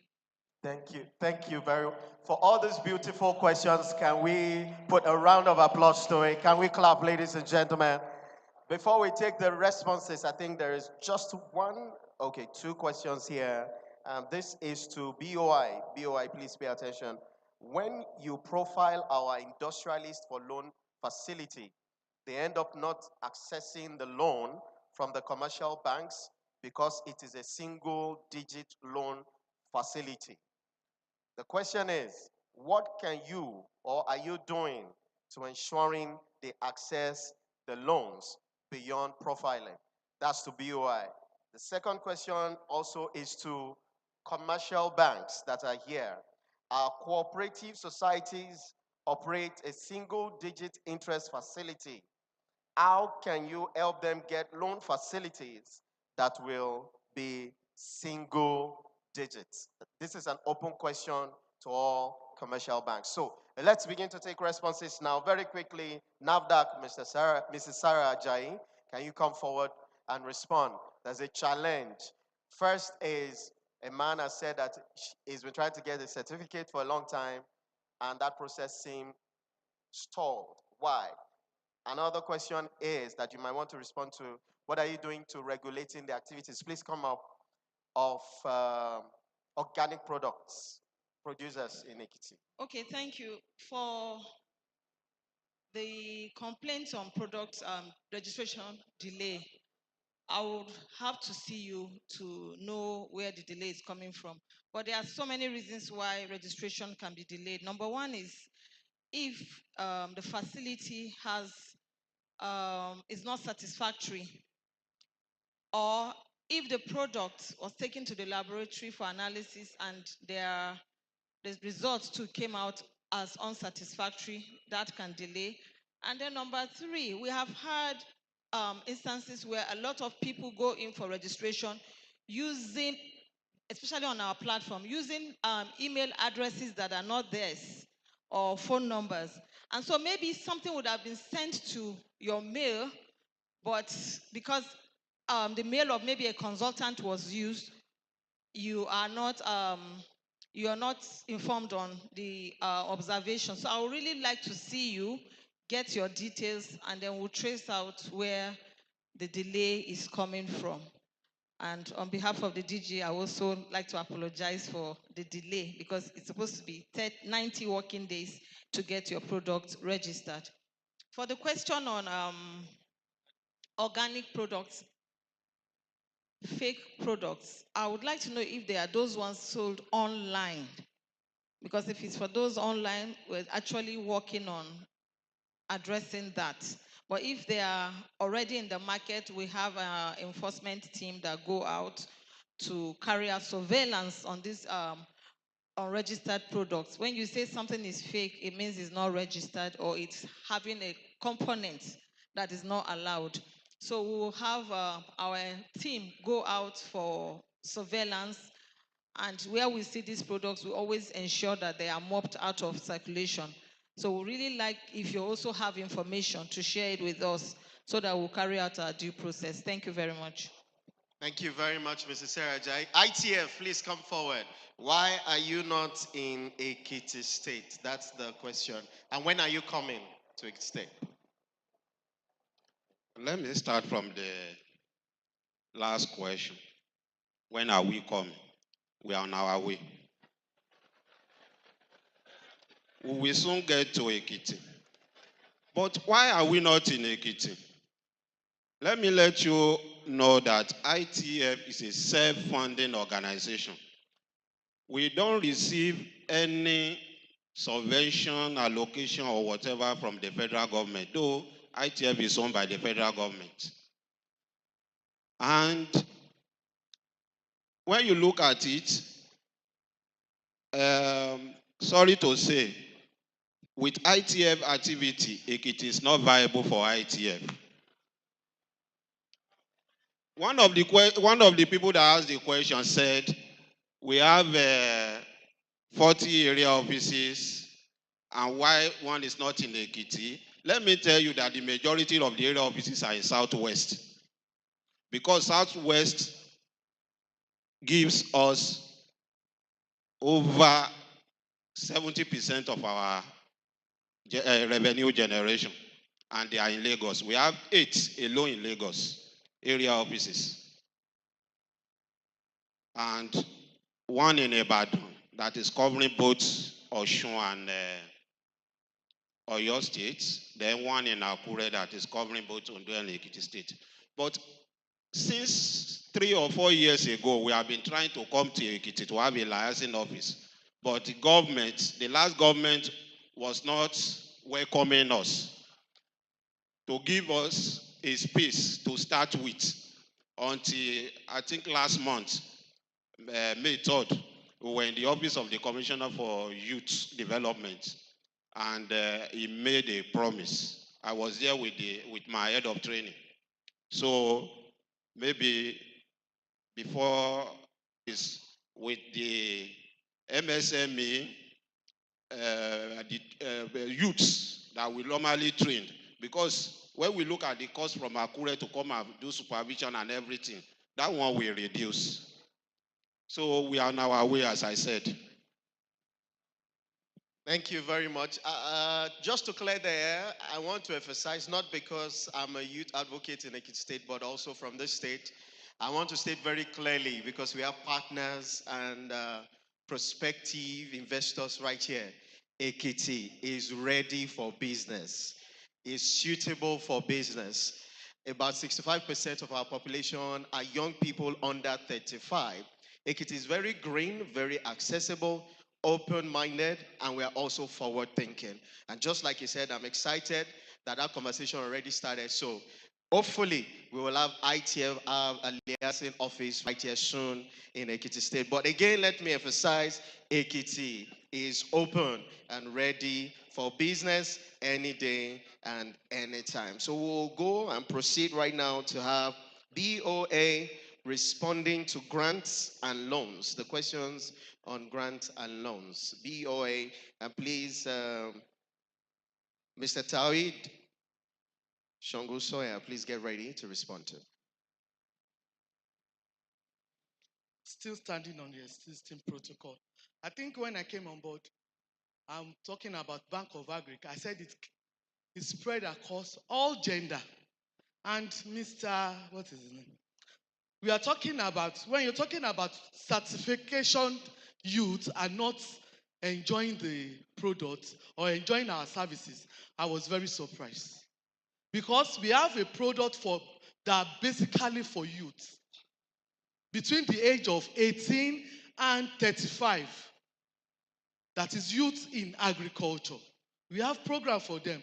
We called it YA, and it is not collateralized. What you just need to do is to have two guarantors, reputable guarantors. It will surprise you that we loan as much as 2 million to a single obligor under this program. And there's another program, we call it GEM. That product is basically for women in agriculture and even in non-agric. The maximum limit for that product is 2 million. And you're talking about interest rates. It will surprise you to know that in Bank of Agriculture, our interest rate is per annum. It's per annum. It's not interest rate, flat rate or whatever. It's even on a reducing balancing method. Can you give that to federal government? Because you cannot get it elsewhere. Because we are fully owned by federal government. If you have, for instance, if you have a facility of 500,000 and it is 14, that youth product is 14% per annum. If you are paying back, if your port is like if you go into fishery, for instance, the loan tenure for fishery is 6 months and it's 14% per annum.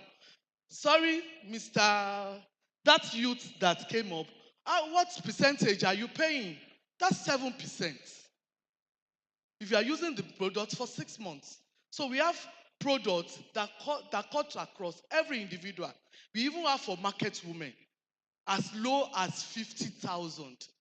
Please, you can visit our stand or come to our office. Thank you. Thank you very much. Are we satisfied with these responses so far? Are we satisfied with the responses so far? Okay, so we will continue to take responses right now. And if you need further clarity on some of these questions or issues raised, there are stands for all these establishments just outside. You can visit any one of them and continue the conversation. Mr. Tawid Shongosoya, please come forward. The question on what products, you spoke about products, and please, Nexim Bank, get ready to also respond. Thank you very much. Permit me to still stand on the existing protocol. Yeah, when we talk about products, so we mean the physical products that you come up with. So, I mean, referring to all manufactured products, whether from chemical technology, like soap, like paint, anything that is chemical based. Then, whether it is food technology, so like most of the process and package agricultural food like gari, like fufu, like pando yam. All those stuff, they are the product we are referring to. And this span across all the 6 departments that we have in SON. We have chemical technology that regulates all chemical related products. We have food technology. We have electrical electronics. There are some companies that make bulbs, inverters, and all those stuff. So those are the products we are referring to. We have mechanical engineering, all mechanical engineering related products. We also have civil and building and mines, like blocks. If we have block molders here, they will testify that we used to visit them to inspect their factory, concrete pole, anything in the line of civil, and then textile and leather. Textile and leather, like the ashofi, like the adire stuff that is coming in Ekiti now. That's where you find us most relevant. We'll come there, we'll inspect your processes and your final product and make sure that you conform with the relevant standard, whether national, international, or regional. So that's as far as that is concerned. Also, we also have input into agricultural raw materials like your tubers, cassava tubers, yam tubers. We have codes for them, codes of practice, whereby when you harvest all those stuff, you can use the code of practice to grade them according to the international requirements so that when you are exporting, there will be no issue. So I think the second question is, what are we doing in respect of cosmetics, some dangerous cosmetics around? Yes, this is Nigeria for you. No matter how you try to curb all this, you still find some people dealing in all these businesses that are untowards. So that's why we have our compliance and enforcement unit. Our compliance and enforcement unit, they move around the supermarkets, both open markets and the supermarkets and the like, to just ensure that products that are kept for Nigerian populace are the ones that are safe and they are fit for human consumption. So whenever we come across any of these, then we activate our enforcement activities. So you will be doing us a lot of good if you come across any of these dangerous products. Because like law enforcement agents, they cannot succeed in what they do if there's no intelligence. Similarly, if you don't have intelligence on bad products or dangerous manufacturing practice, we may not be able to catch them as at when due. But when you have such information, oblige us with information and we'll carry out our due diligence. Thank you very much. Thank you very much for that response. Piggybacking on when you see something, you say something, and make sure that you do something too. Next in Bank, can we have you respond to the question posed right now? Next in Bank. And also, Yaboabe, please get ready to also respond to the question on exportable products that do not meet your criteria. But next in Bank.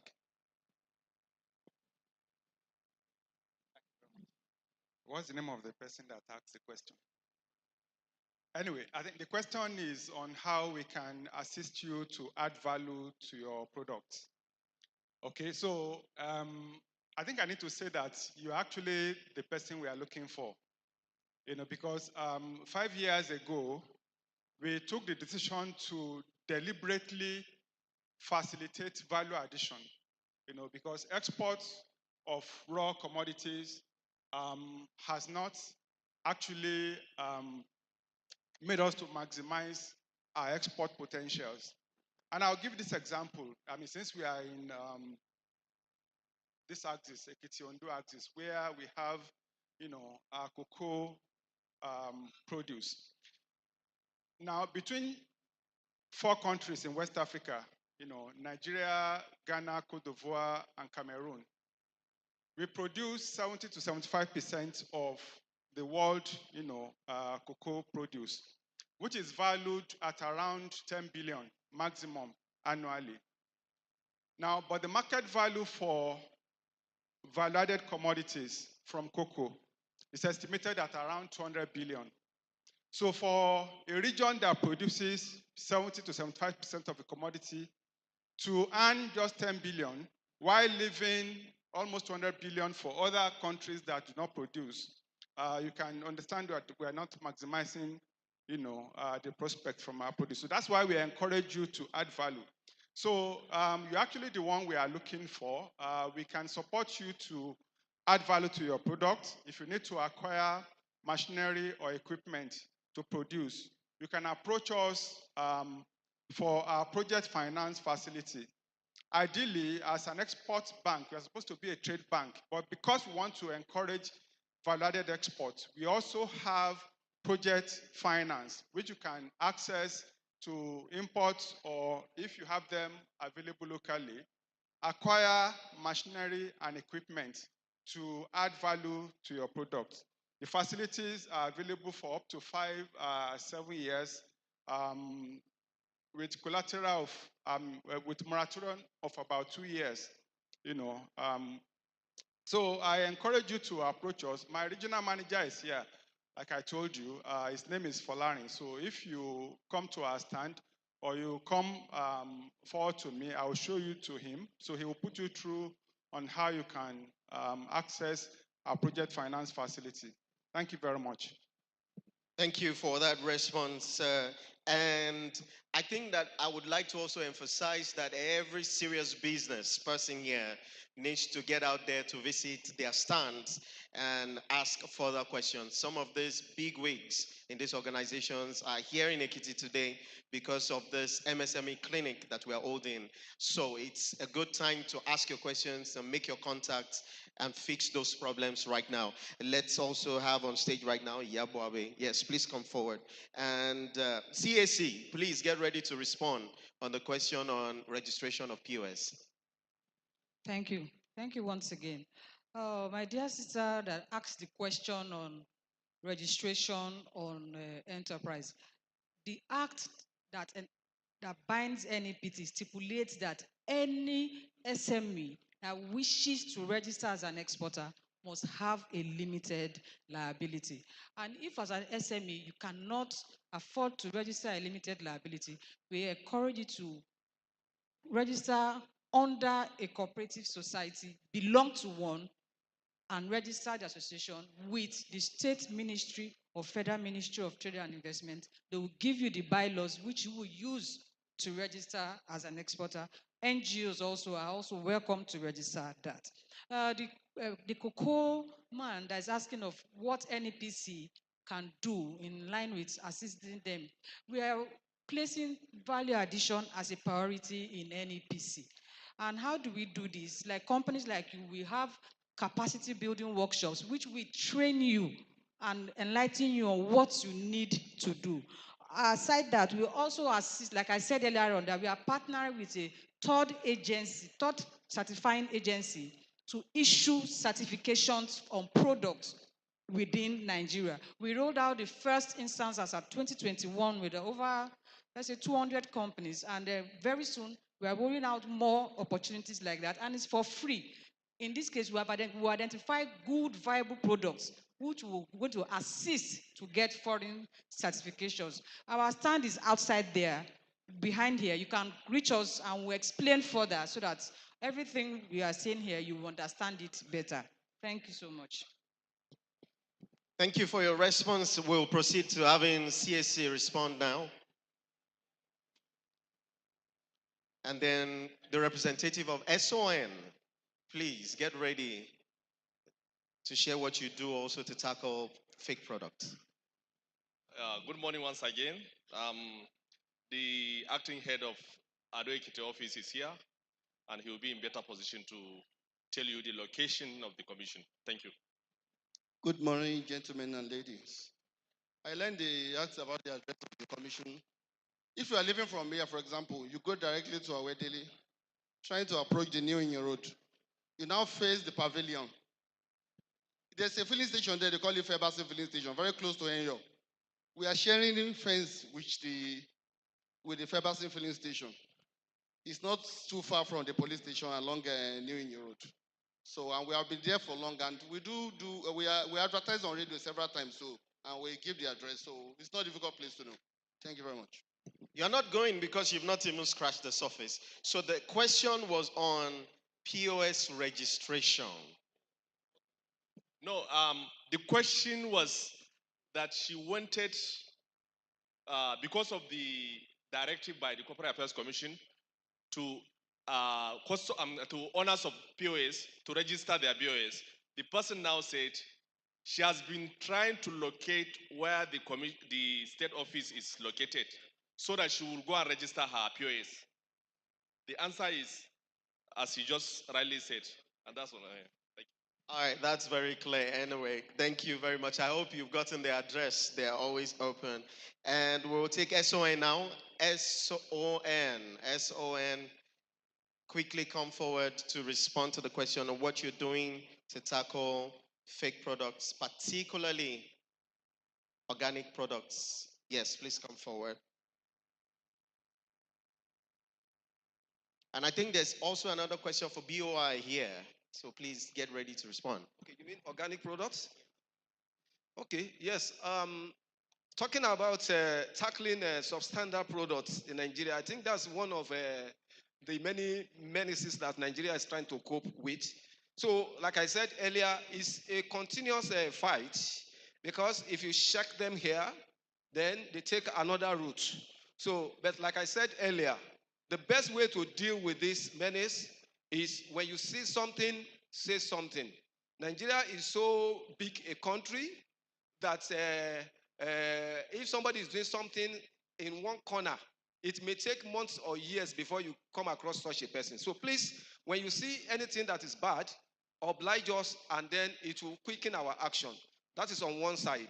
Then there are a lot of schemes that the organization is coming up with to make sure that we nip this in the bud, as opposed to the as opposed to the kinetic approach. The kinetic approach is when you actually go after them to wage war. But there are some systemic arrangements on ground. Like, for instance, the MANCAP issue of MANCAP that I talk about, which is mandatory conformity assessment program. So is the law, because the standards that we talk about, they are laws. They become laws governing whatever we are doing, whatever product we are making. So I would advise all our entrepreneurs, all you need to do so that you don't fall victim of all these substandard products, just approach us in our office. Our office is behind the Central Bank of Nigeria there. We have a 4-story building there. So just approach us for any aspect of the products I mentioned that you want to go into. We will set standard to you.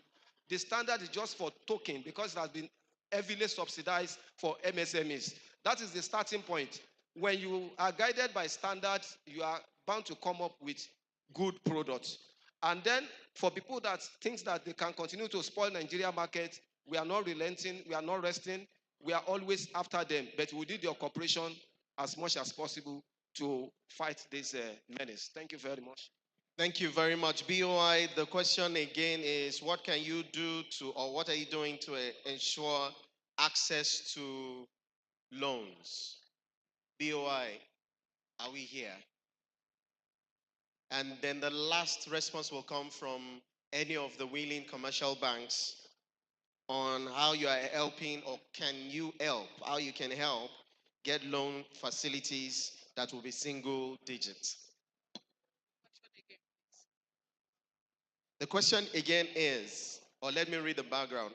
When you profile our industrialists for loan facilities, they end up not accessing loan from the commercial banks, but it is a single digit loan facility. Now, what can you or are you doing to ensure that they access the loans? Well, I'll talk about Bank of Industry. We have friendly interest rate. Our interest rate is 10% per annum. But however, we have some other intervention funds that are even lower than 5%. So we have friendly interest rate. We also lend long-term to customers. Tenor could be as high as 5%, depending on your cash flow. Because we don't just give loan to customers, we also add value to our customers. We offer advisory services and make sure we hold our customers to be able to deliver. I'll request the person that sent this question to please find time to reach me. We are ready to work with you. Thank you very much. Thank you for that smart response. Wema Bank, it looks like you're ready. Single digit loans. Thank you. For single digit loan, no, the single digit interest loan rate is the key aspect of our ongoing discussion on the partnership with the state government, facilitated by the Ministry of Commerce. I just want to assure the cooperatives because it was a major aspect of our discussion, and this is ongoing. This collaborative initiative will surely enable us to give a very affordable financing terms to support our business growth in the state. This is what is ongoing, and in no time, there will be an outcome that will favor the businesses. Thank you. Thank you very much. Ladies and gentlemen, we want to thank you for sitting and patiently waiting at the third expanded MSME clinics hosted right here in Ekiti State. And we also want to emphasize that this event will not end until we have had the arrival of the Vice President of the Federal Republic of Nigeria in our midst, which we are waiting for. So kindly bear that in mind. It will not end until the VP gets into the hall. However, I think we might need to put this to a pause for now to give you an opportunity to network and connect and also visit the stands of the organizations that have had their presentations right here today. So I'd like to bring forward to help us bring this to a break for now, NITDA engineer Salisu Kaka. Please, a round of applause as he comes forward. Can we clap, ladies and gentlemen? Can we use our hands? Can we clap?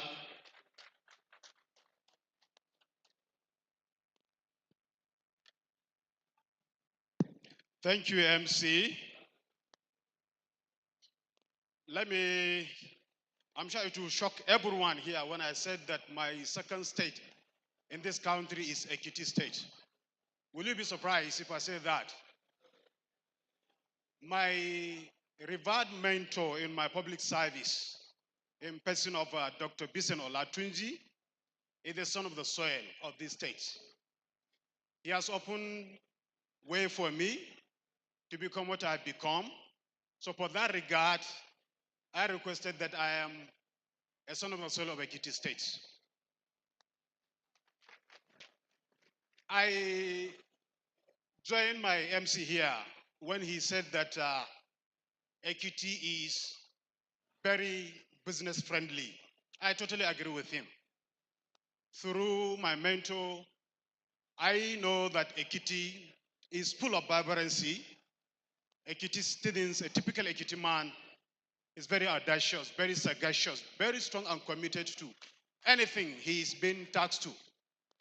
And this spirit has kept them moving places.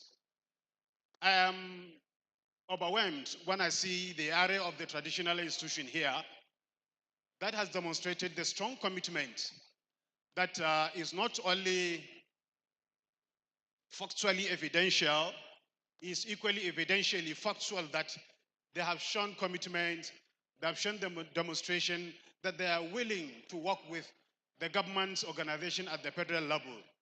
And I'm happy with all the submissions made here by those partner organizations that yes, federal governments, organizations, business sectors, particularly the financial institutions, the banks that are here are also clear demonstrations of commitment, are ready to work together and collaborate.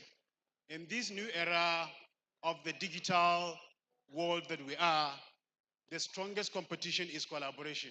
The more you collaborate, the more you aggregate your energies, the more you aggregate your potential, the more you move strong, the more you become prosperous together.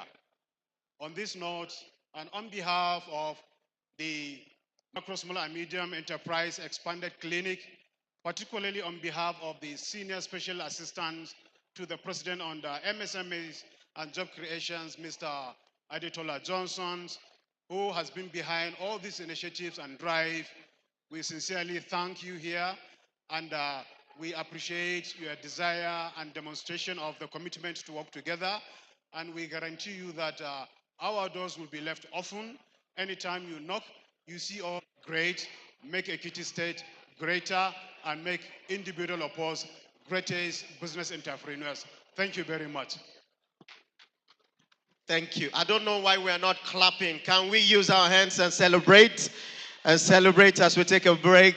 Fún àǹfààní àwọn ìyá wa àti bàbá wa tí wọ́n gbọ́ èdè Gẹ̀ẹ́sì àti ìparí ètò lónìí ọlọ́lá jùlọ wa vice president wọn tí débí gómìnà wa náà tí débí so a fẹ́ fún wa ní àkókò láti wo àwọn ìsọ̀ tó wà níta àti àwọn ọjà tí wọ́n ń tà iṣẹ́ tí wọ́n ń ṣe fún àwọn màmá wa tó wà ń bí àti bàbá wa tó wà ń bí tí a bá ní ìsọ̀ àbí okòwò kan tá a máa ń ṣe ẹ jẹ́ ká lọ síta a lè béèrè lọ́wọ́ wọn ohun tí wọ́n ń ṣe ó máa yà wá lẹ́nu pé ọ̀pọ̀lọpọ̀ àwọn èèyàn jàǹkànjàǹkàn lọ́n ti wá láti Àbújá láti Èkó láti Port Harcourt láti wá bá wa dòwò pọ̀ lẹ́kìtì ń bì so a fẹ́ fún wa ní àsìkò ráńpẹ́ láti rìn so ètò ò tí ì parí so it will be a good time. It will be a good time, please. As you leave, do not leave your belongings. As you walk out, do not leave your belongings and your tags, because by the next time we are convening here, the vice president is going to be here, and things might be a bit tighter. So please go out with your tags, keep your tags and your personal possessions, walk around, meet new friends, and also we would like to take this opportunity to change the seating arrangement. So please, it is a good time to walk around, do some exercise right now.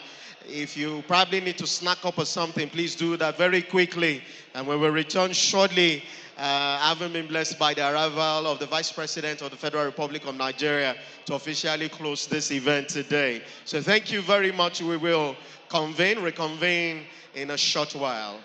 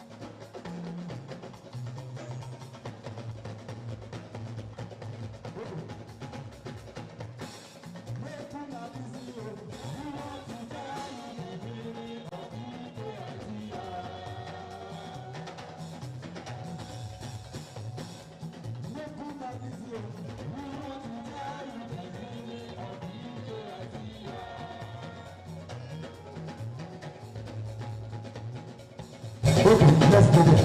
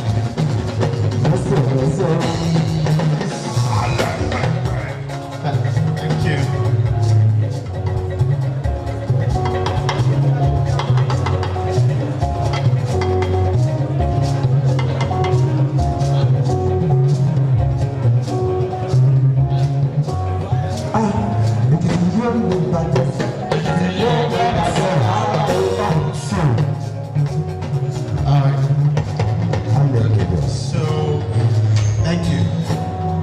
We would like to have an announcement now, very quickly, from the Senior Special Assistant to the President.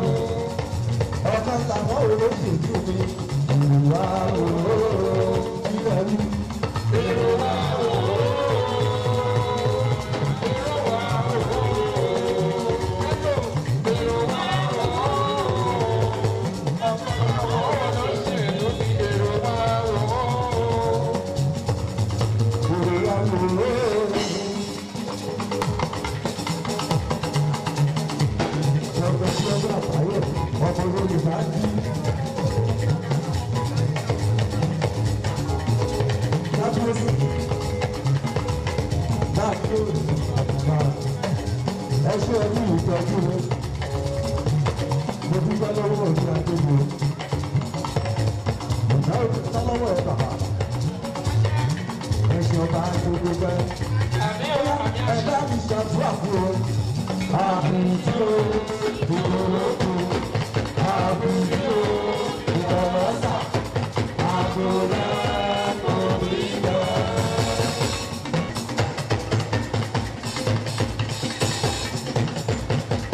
Ọkọ ìyàwó mi ló ṣe bí ìgbà gbòòrò ìdẹ̀rí o èrò wa wò ó èrò wa wò ó èrò wa wò ó ọmọ làwọn olóṣèlú mi èrò wa wò ó.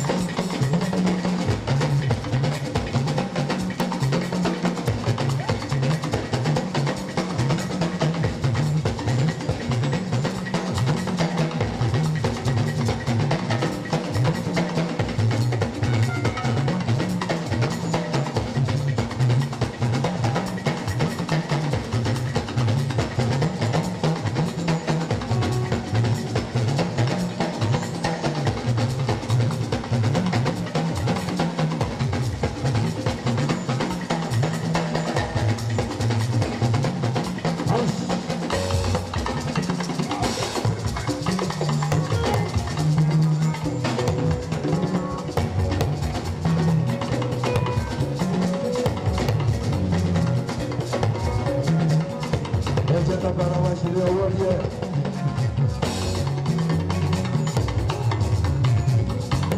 Ìrọ̀lẹ́ ọjọ́ kan mo ṣeré lọ sí fàájì, mo bá tẹ̀lé sí sákan, olórí sí Cinderella. Cinderella.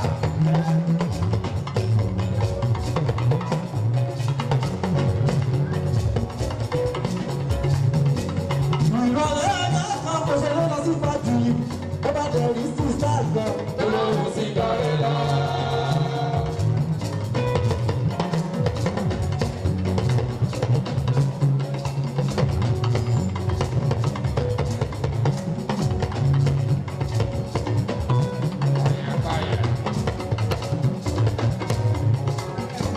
Mo bá tẹ̀ fún bá ṣẹlẹ̀, mo ní sísí tó máa fọ́ mi, ìgbà tó máa sọ̀rọ̀, olórí ọ̀fọ̀ olórí.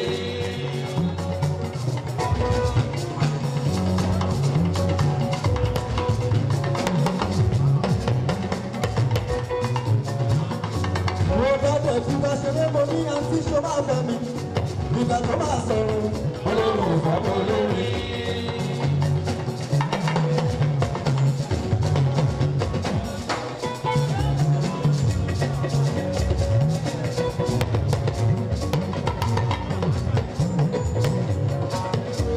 Bébí kúrò lọ́dọ̀ mi, ó wà lọ́dún kó síbòmí nù, ẹ̀kọ́ ìgbà tí ń bá nínú mi jẹun, ó wà lọ́dọ̀ ọmọ sáná.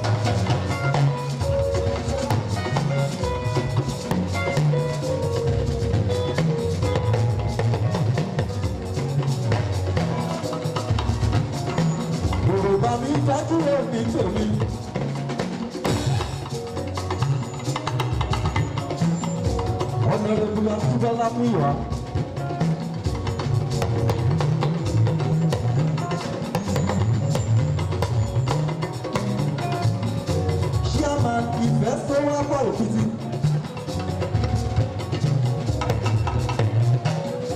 Chairman, investor,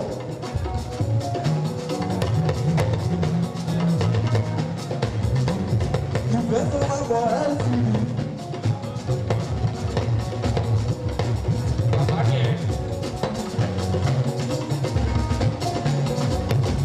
Ajíbọ́lá mú ìwà.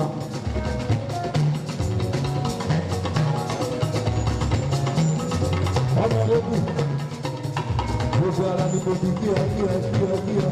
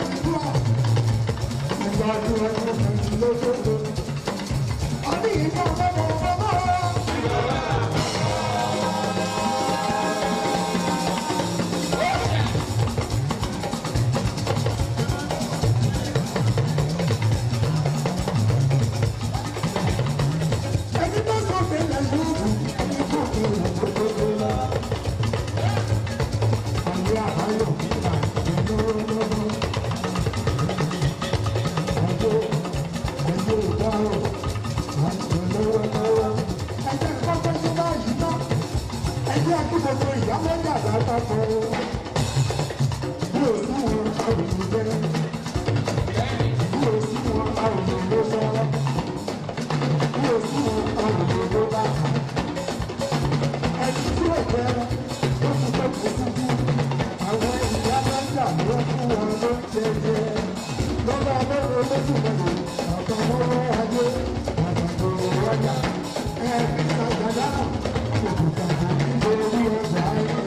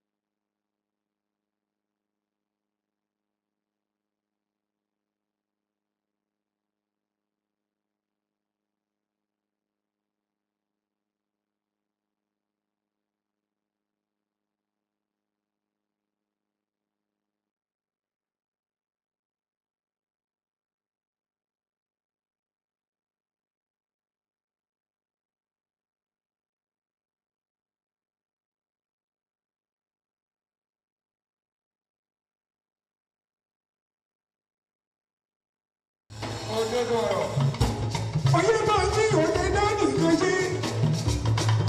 Àgbájọ wọn là fi ń sọ̀rọ̀. Àjòjì owó kan kò bẹ̀rù lórí. Ẹni wájú tó bá ti gbé igi ọba. Ẹni ẹ̀yìn tó bá ti gbé ṣe ẹlẹ́ni tó wà láàrin gbogbo. Ẹ̀rù kò díje lọ́rùn débi tó ti bá ṣubú. Gbogbo ẹ̀kọ́ tó bá yẹ ká ṣe é jẹ́ ká ṣe lásìkò. Ká má ṣe jìtẹ̀ ìjọba. Àwọn kan wà tó bá ti gbé ìwé lọ́wọ́ bí ẹni tó fẹ́ lọ gbowó ẹtí ṣẹ̀dá fèrè ní wọ́n lọ kiri. Wọ́n ti gbàgbé pé òkú ọdún tó lákẹ́ tí í ṣe kú ewu òfin sílẹ̀ òfin ní àbá kò sóhun tó fi ṣe. Ẹ jẹ́ ká gbàdúrà fún yẹn máa ń jí nínú àṣeyọrí gómìnà báwò ibẹ̀ ni ó tẹ ìkọ̀ọ̀kan wá pé dúró. Sórí ẹni tó mọ̀ òun kọ́ bá jẹ́ òun èyí tó kọ́ kọ́ fún.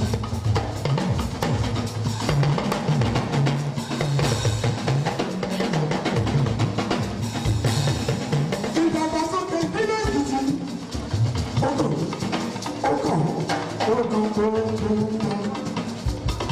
Tí gómìnà bá ti sọ̀rọ̀, tó bá ti fẹ́ àṣẹ sẹ́nu àwọn ọba kásẹ̀ fún wa, ẹ jẹ́ àgbàgbé nípa tàbí ìgbọ́jọ ṣùgbọ́n òbí ti là ayé ayé.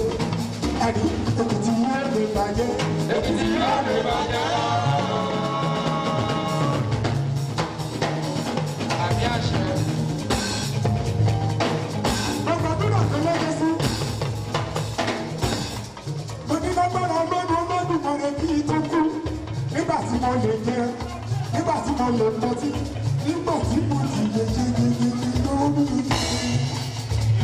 Ọlọ́run tí mo ní ká ṣe lórí ọlọ́run bá mi ò ní báwọn ìtẹ̀ ìjọba. Àmọ́ tí o bá sábà náà, kò burú sọ fún ìjọba nítorí ìròyìn. Wọ́n ní ká má ṣe kalẹ̀ sójú kọ́tà, àwọn nǹkan ò tiẹ̀ ní ṣáláńgá rárá. Aago mẹ́ta mẹ́tì máa yí kùsà. Àwọn ọkọ̀ mi yálé, àkàrà yàtọ̀ kù. Ṣàwẹ̀tì lájẹ́ sí ìjọba lọ́rùn. Ẹ jẹ́ ká contribute. Òjò mẹ́yẹ ká ṣe Èkìtì kó lè tẹ̀síwájú. Ọyẹ́ náà ní ṣe gbogbo mẹ́yẹ. On 23 oṣù tó kọjá, wọ́n sọ sálárì, wọ́n sọ fún mi mo ní lòó. Àfìgbà tí mo ti bọ́ bọ́ sílù, mo ṣe ìsàn tiwa, mo sàn ti fẹsẹ̀ níyà. Wọ́n tún ṣẹṣẹ́ ìlú kára ìlú kárẹ̀ ìjọba jẹ́.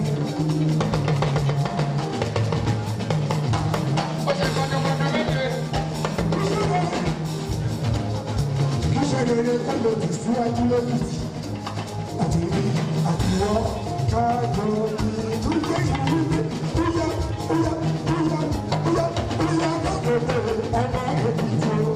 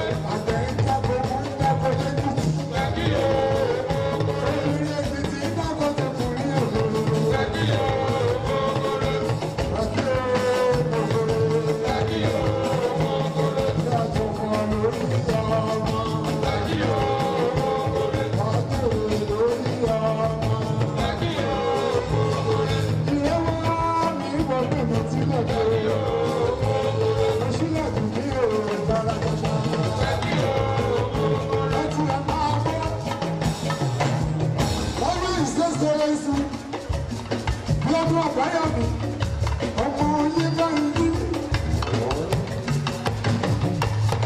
Ọmọ yín bá ń jí. Mo ní ká ti ṣe báyìí. Inú ara mi yá pé wọ́n tún bí Ekiti o. Wàláyì, Pòfẹ́sọ̀ Nàṣàkì Òjó bá kàrè kó dúpẹ́ lọ́wọ́ ẹ̀. Ọjọ́ tẹ̀ ti gbà wá síṣẹ́. A ò ṣubú. Máikrófóònù ìjábọ́ lọ́wọ́ wa. A ò ṣètètè.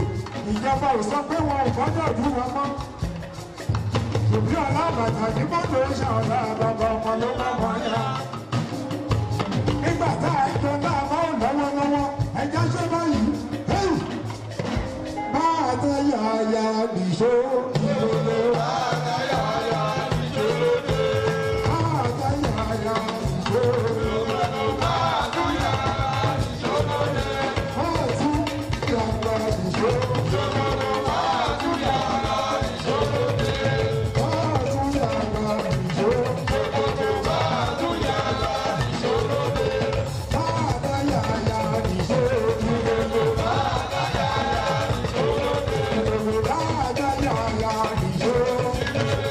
tẹ yàyà nìṣó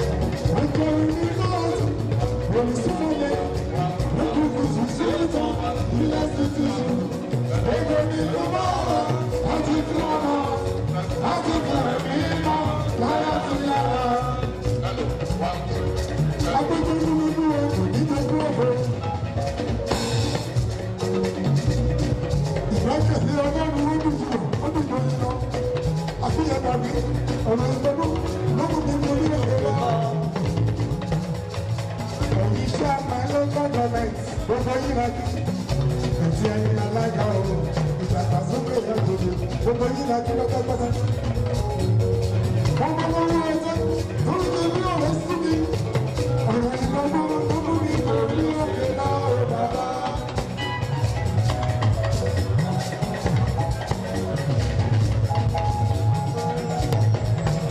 Gbogbo ọmọ ilé-ìgbé máa jọ pé ìpínlẹ̀ Èkìtì. Ẹkú ayẹyẹ ọdún kan lórí òye. Ẹ̀mí yín ló máa là á já lọ́wọ́ ọlọ́run ọba. Congratulations. Tí ẹ bá fún wa lóúnjẹ ọdún amájẹ. Gbogbo yín là kí pátápátá. Lábẹ́ agbẹ́nu ilé-ìgbé máa jọ pé ìpínlẹ̀ Èkìtì. Máa jọ pẹ̀lú àríwáṣẹ́lẹ̀. Lábẹ́ igbákejì abẹ́nu náà. Láìsá náà kú. Kọ́lẹ́jì ọlọ́pẹ́jú. Gbogbo yín là kí pátápátá. Àdìpọ̀ bọ́ lọ́wọ́ ọ̀tọ̀. Wọ́n ló ṣe ní àrẹ sí mi. Ọ̀rọ̀ ìjọba ló ń wí lórí òkè náà ó bàbá.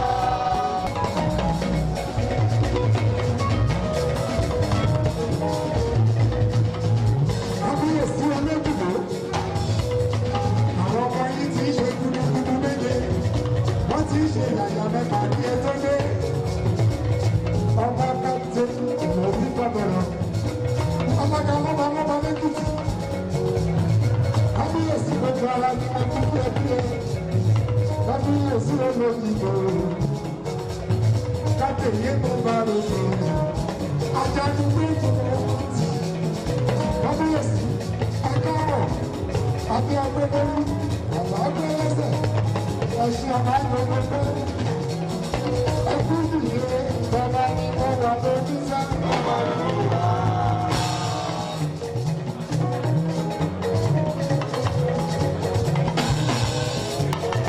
Alága lọ́ba lẹ́kùtì. Mo ṣẹ̀ṣẹ̀ wọ́n pọ̀ kọ́ òtítọ́. Àwa congratulation. Ilé-iṣẹ́ rédíò tuntun dájọ́ ní gbogbo. Àdínkù owó àdínkù ọmọ. Àdínkù àlàáfíà nínú ọ̀nà ọmọ. Àwọn àgbàdo òkú.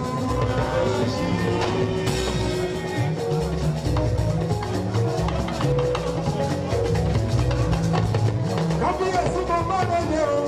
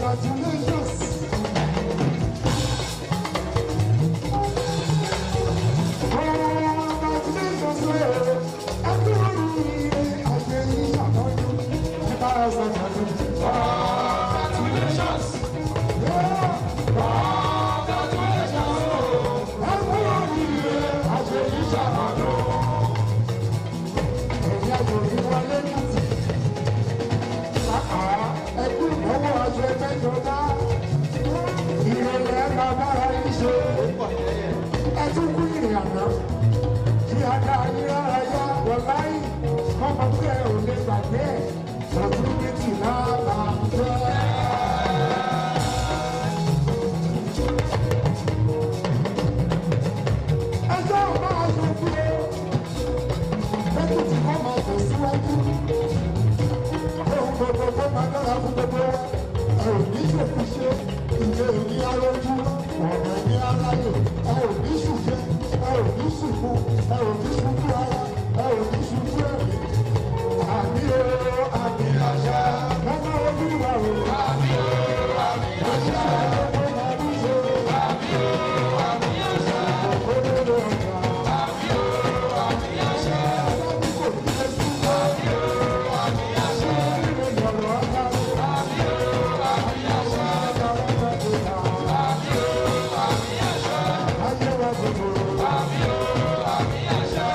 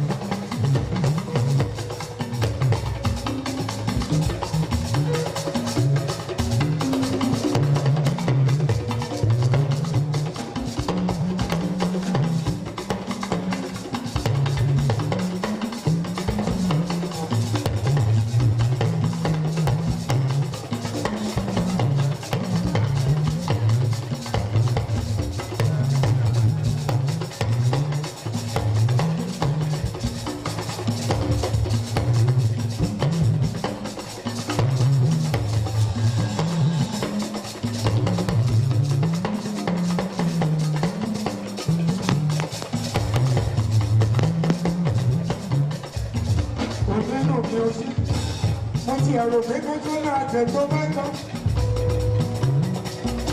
Ajé pé ní gbogbo ajé o, ajé ìgbìmí o, ajé lọ ni wọ́n ti lọ.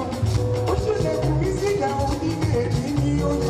Ó ṣẹlẹ̀ fún mi síjà o nílé èdè ní ọ̀la. Ó ṣẹlẹ̀ fún mi síjà o nílé èdè ní ọ̀la. Ilé owó ilé ọmọ. Ilé èdè ní ọ̀la. Ilé àlàáfíà. Ilé èdè ní ọ̀la. Ilé ẹ̀dùn.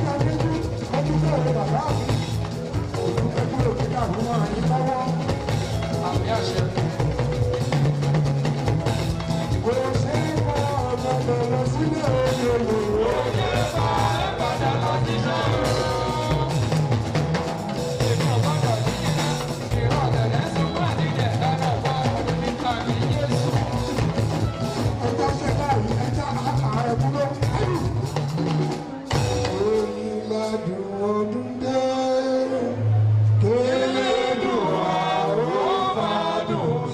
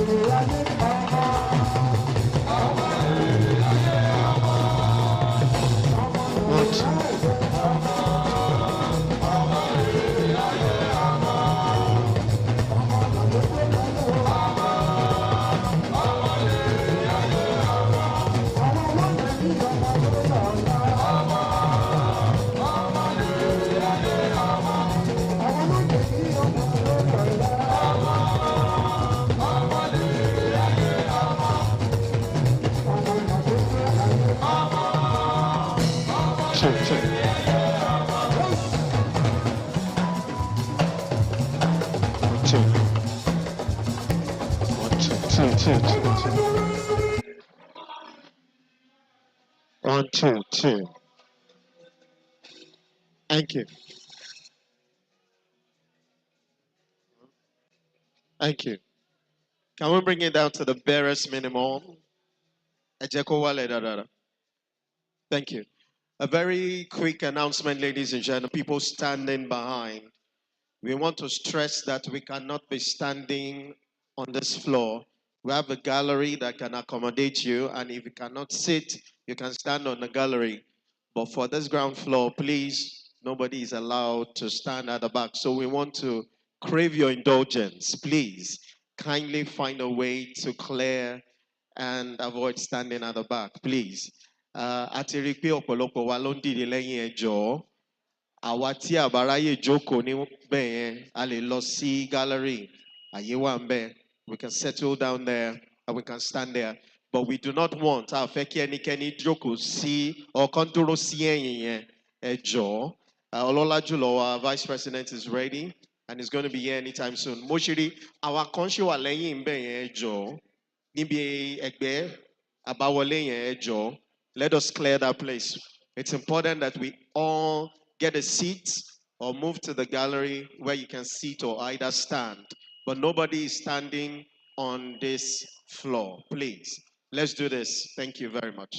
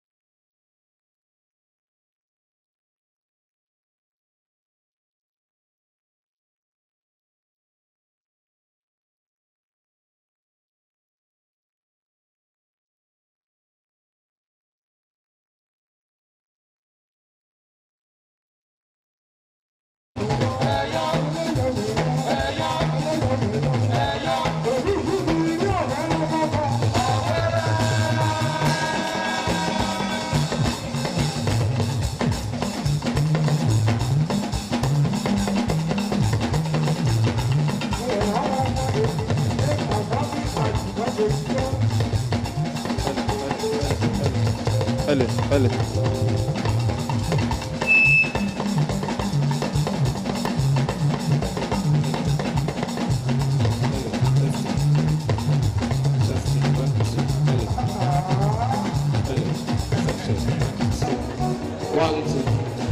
One, two, first.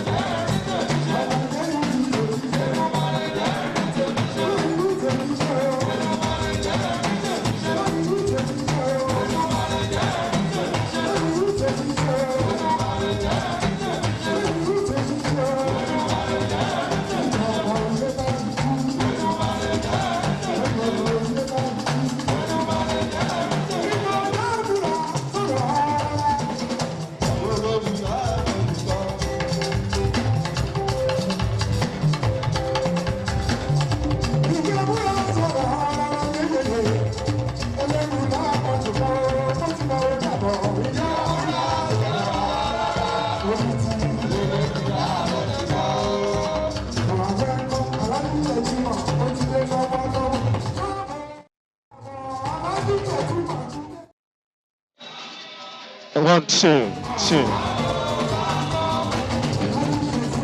Announcing the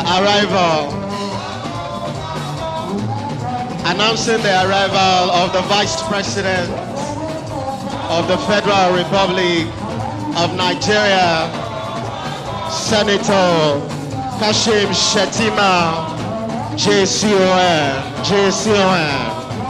Please, band.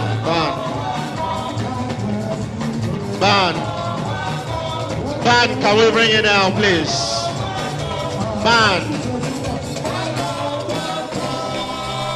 Ladies and gentlemen, ladies and gentlemen,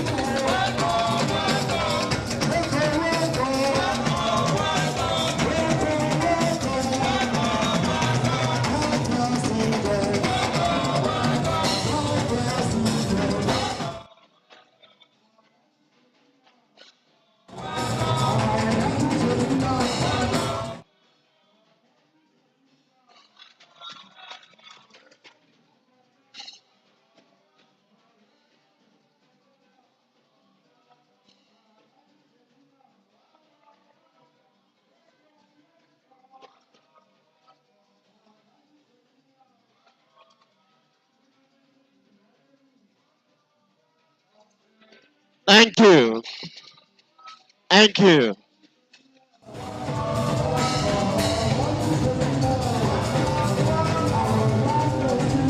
Thank you. Thank you.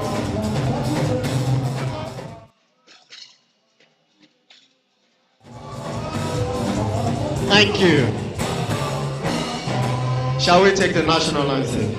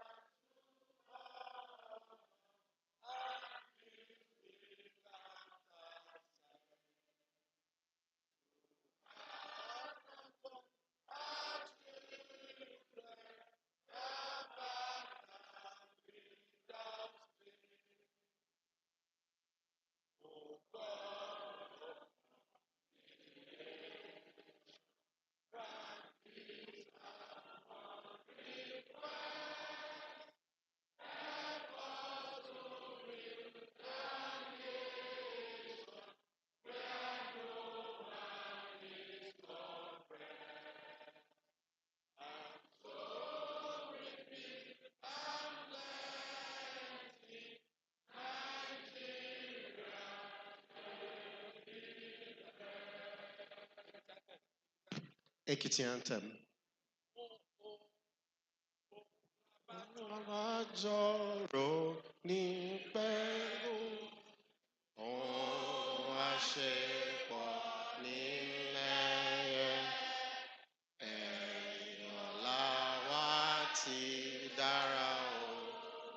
Àwa Ekiti àti parapọ̀, ká parapọ̀, ká tún gbanú pọ̀. Àwa Ekiti àti gbòmìnira ọ̀kan làwa ń ṣe. Ekiti, Ekiti ti gbòmìnira. Ekiti, Ekiti ti gbòmìnira. Àwa Ekiti iwájú la ó máa lọ lágbára Ọlọ́run. Àwa Ekiti ọ̀kan ṣoṣo máa ní wá o. Can we celebrate ourselves with a round of applause, ladies and gentlemen? Please have your seats. Members of the media, please take your shots and vacates so that there is no obstruction. Distinguished guests, ladies and gentlemen, we want to welcome profoundly all our guests to Ekiti State and lay the protocol now. Introducing, ladies and gentlemen, the Vice President of the Federal Republic of Nigeria is here. Please, let's make welcome Senator Kashim Shettima, JCON. You're welcome, Your Excellency, and introducing the Chief Host, the Executive Governor of Ekiti State, Governor Biodun Abayomi Oyebanji. You're welcome.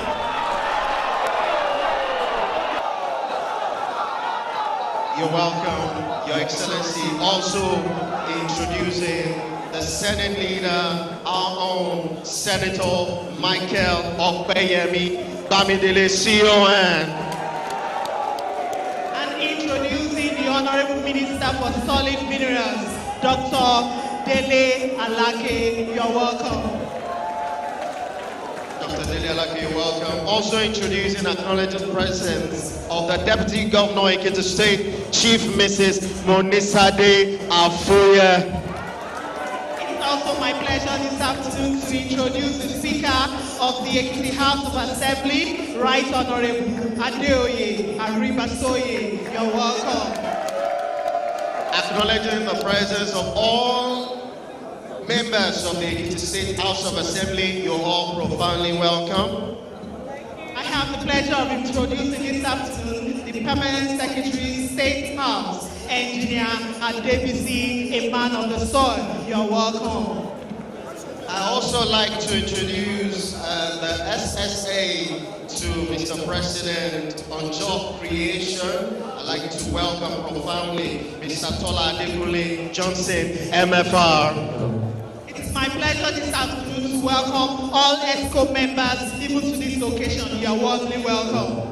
All traditional rulers, ladies and gentlemen, all KBSCs that are here, particularly the chairman of the State Traditional Council of Obas, KBSC Oba Lojudo of Ido Ekiti, we recognize you and we welcome you. Thank you very much, Your Excellencies. I love now to invite the Honorable Commissioner for Investment, Trade, Industry and Cooperative Ekiti State. That is Honorable Princess Omotayo Adiola for our welcome remark. Please put your hands together for the Honorable Commissioner as he said to give us the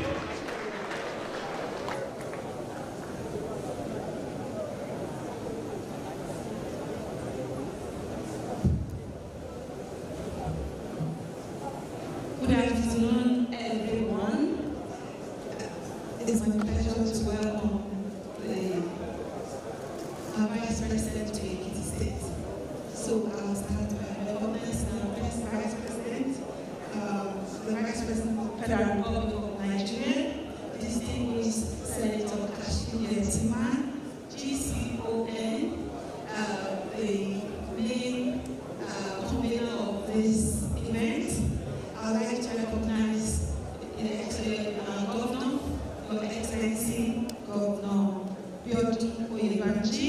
I'd like to recognize the excellent Excellency, the Deputy Governor, Chief Mrs. Monisade Afuye, distinguished Senator, MOB, Michael Okpeyemi, the Royal Fathers, Engineer Adebiyi, the PS, the State House, the Speaker of the House of Assembly, the members of the ESCOs, Chairman of the Ekiti Council, our enlargers, fellow MSMEs, and distinguished ladies and gentlemen. It's my pleasure to welcome the Vice President of Ekiti, Ineye, and because of what you're doing for us, we believe that apologies, I understand that I made an error in pronouncing your name.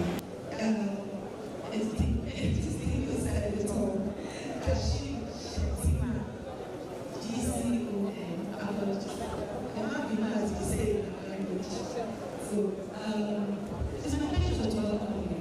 And when someone has demonstrated him or herself, we call you Oli, Oli Ode. That is a man of honor for honoring us in Ekiti. You are welcome.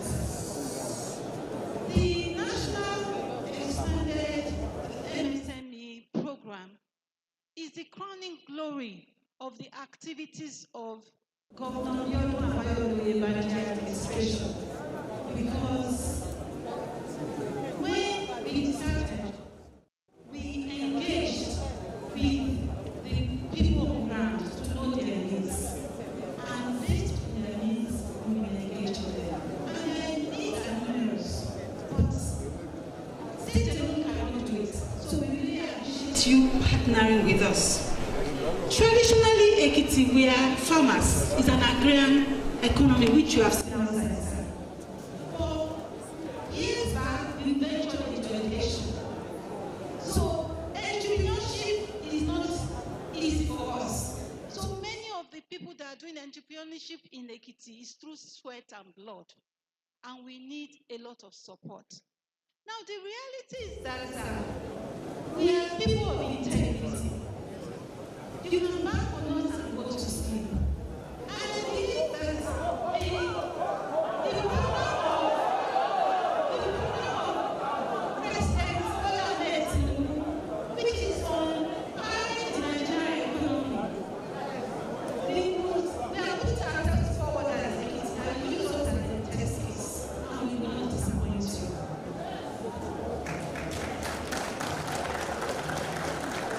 Industrialization and economic development is hinged on activities of nano, micro, and small-scale enterprises. And it's booming all over the world. Is it the Asian tigers we talk about? Is it Irish tigers? We can power that. We are putting ourselves forward as a subnational that we can work with you. You can use us as a test case to propel Nigeria forward. What you see outside there are the work of our artisans, our SMEs.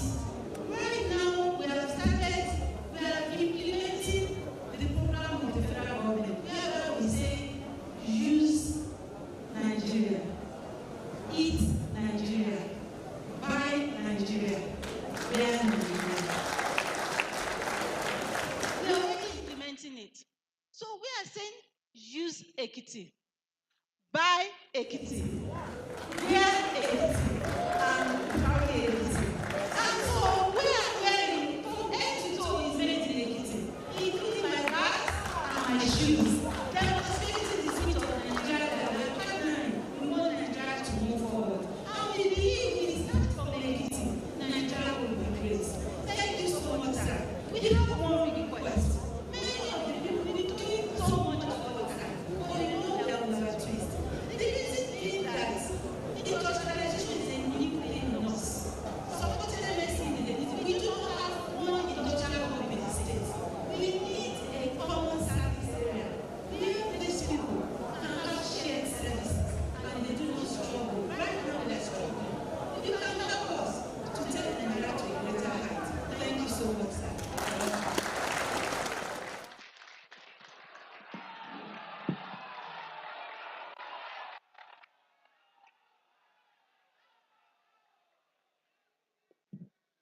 Thank you very much.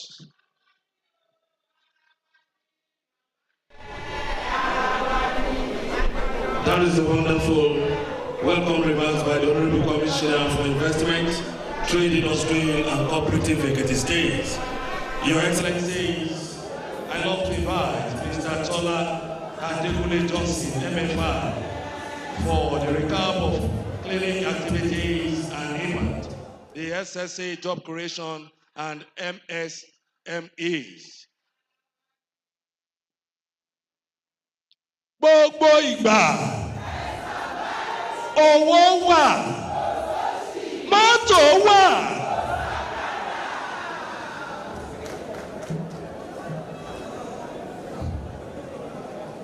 Your Excellency, the Vice President of the Federal Republic of Nigeria, Senator Kashim Shetima GCON. He's my boss, my father, and a lover of MSMEs. Thank you very much, sir.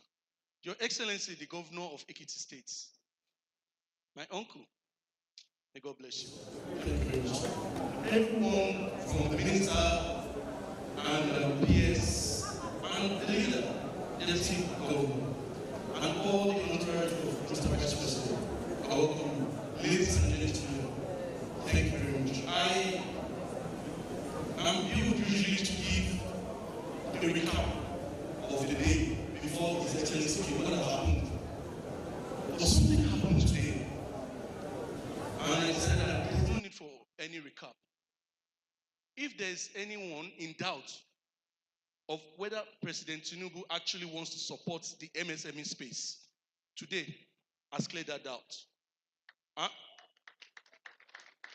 You know why I say today has cleared that doubt? Many of you know that we have been working for the past how many weeks to make this happen. This morning, as His Excellency was about to land, heavy rain. Heavy rain. So I was with His Excellency, Mr. Governor. We're not too sure if the VP will go back to Abuja. We're not sure what will happen. But you know what His Excellency said? He said he has taken permission from Mr. President. If it is to come by road from Akure, he will drive by road to Ekiti. Ladies and gentlemen, with that in mind, I am convinced that the President administration will benefit MSMEs immensely. So it is with this short remark that I want to call quickly on some of our partners to come and make very quick goodwill messages. First, I will call on the Msme to come and make his goodwill message, and afterwards, the representative of MPO, then we'll call the other partners. Please, madam, very good news.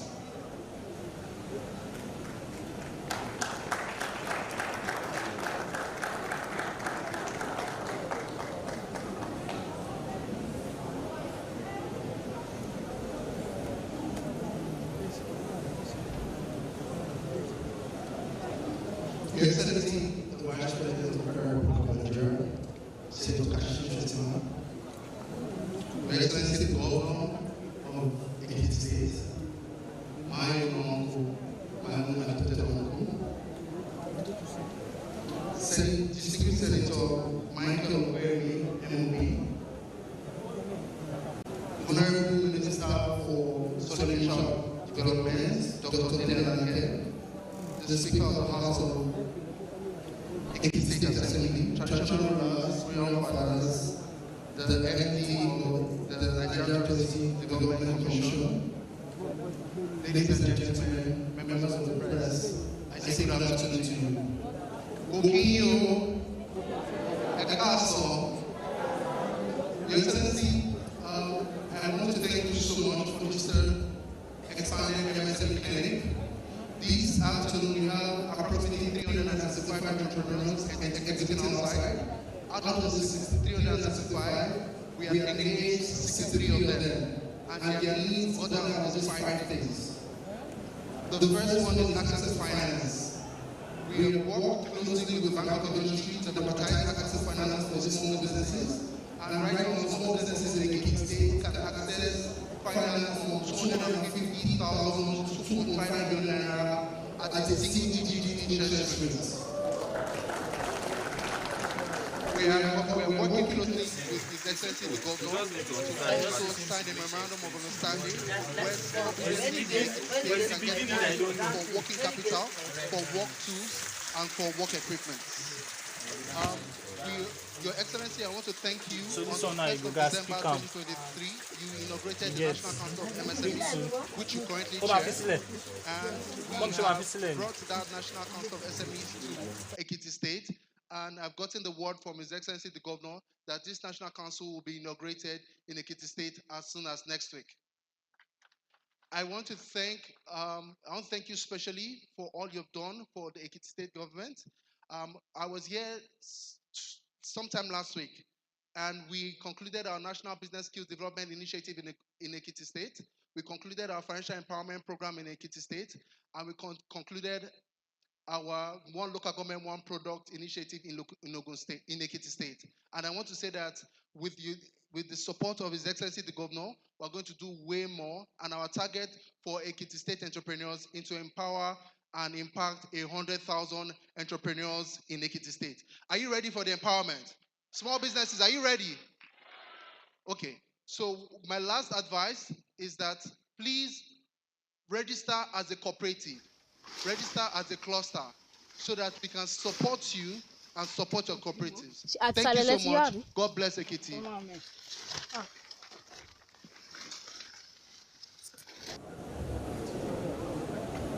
Next is Mr. Folosho Koka. Then representative of MPU, kindly get ready, please. 1 minute. One minute, please. Representative of POI, kindly come close. Come close.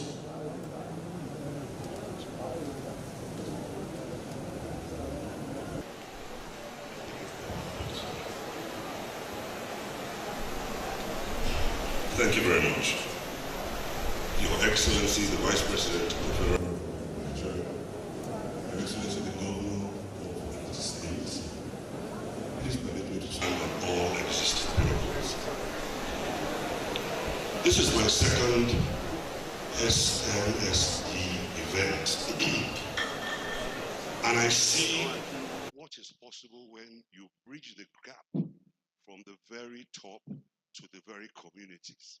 The Vice President is here at an event that engages the community. That short circuit does something. It gives ownership to the people that you have brought this investment in this knowledge to. Since I only have 1 minute, I'll just touch on one thing called chiefs.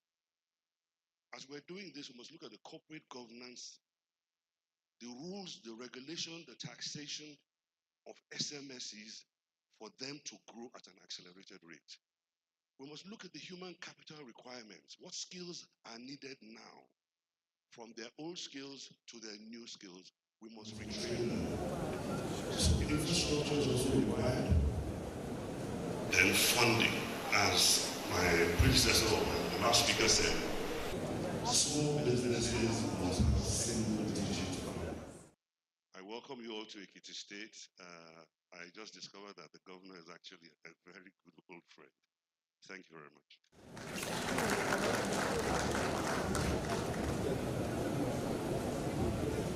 Thank you very much. Your Excellency, the Vice President of the Federal Republic of Nigeria, Senator Kasim Shettima, Your Excellency, Biodun Abayomi, Governor of Ekiti State, distinguished ladies and gentlemen, and great builders of our nation, the entrepreneurs, we welcome you all. Thank you for this opportunity to give a goodwill message on behalf of the Managing Director of Bank of Industry, who is attending another assignment outside Lagos. BOI opened our office in Ekiti in 2021. And I'm happy to confirm here that we've been able to support over 90 projects within the state. And we've disbursed over 3 billion to these projects. We want to do more. And a gathering like this is another opportunity to showcase the beauties of what we have as entrepreneurs in this great country. You can see all the display items there. These items can effectively compete outside this country. They need more support. BOI will come in the side of funding, cheap funding, and capacity building. We'll offer impactful advisory services to be able to move our entrepreneurs to the next level. Thank you very much.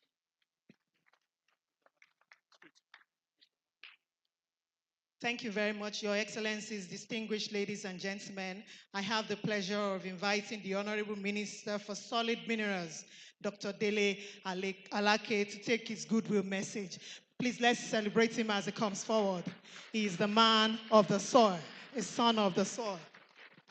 ẹ jẹ́ àpàtẹ́wọ́ fún dáadáa ọmọra nílé Èkìtì ó dé ìṣojúra dáadáa ẹ jẹ́ àpàtẹ́wọ́ kó ọmọra lókàlókà.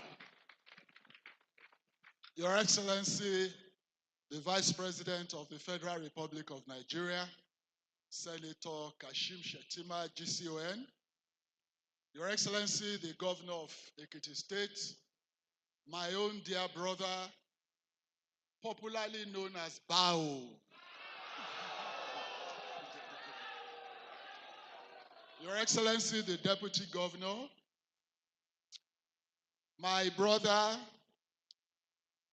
from another mother though, but we've been together like same pods.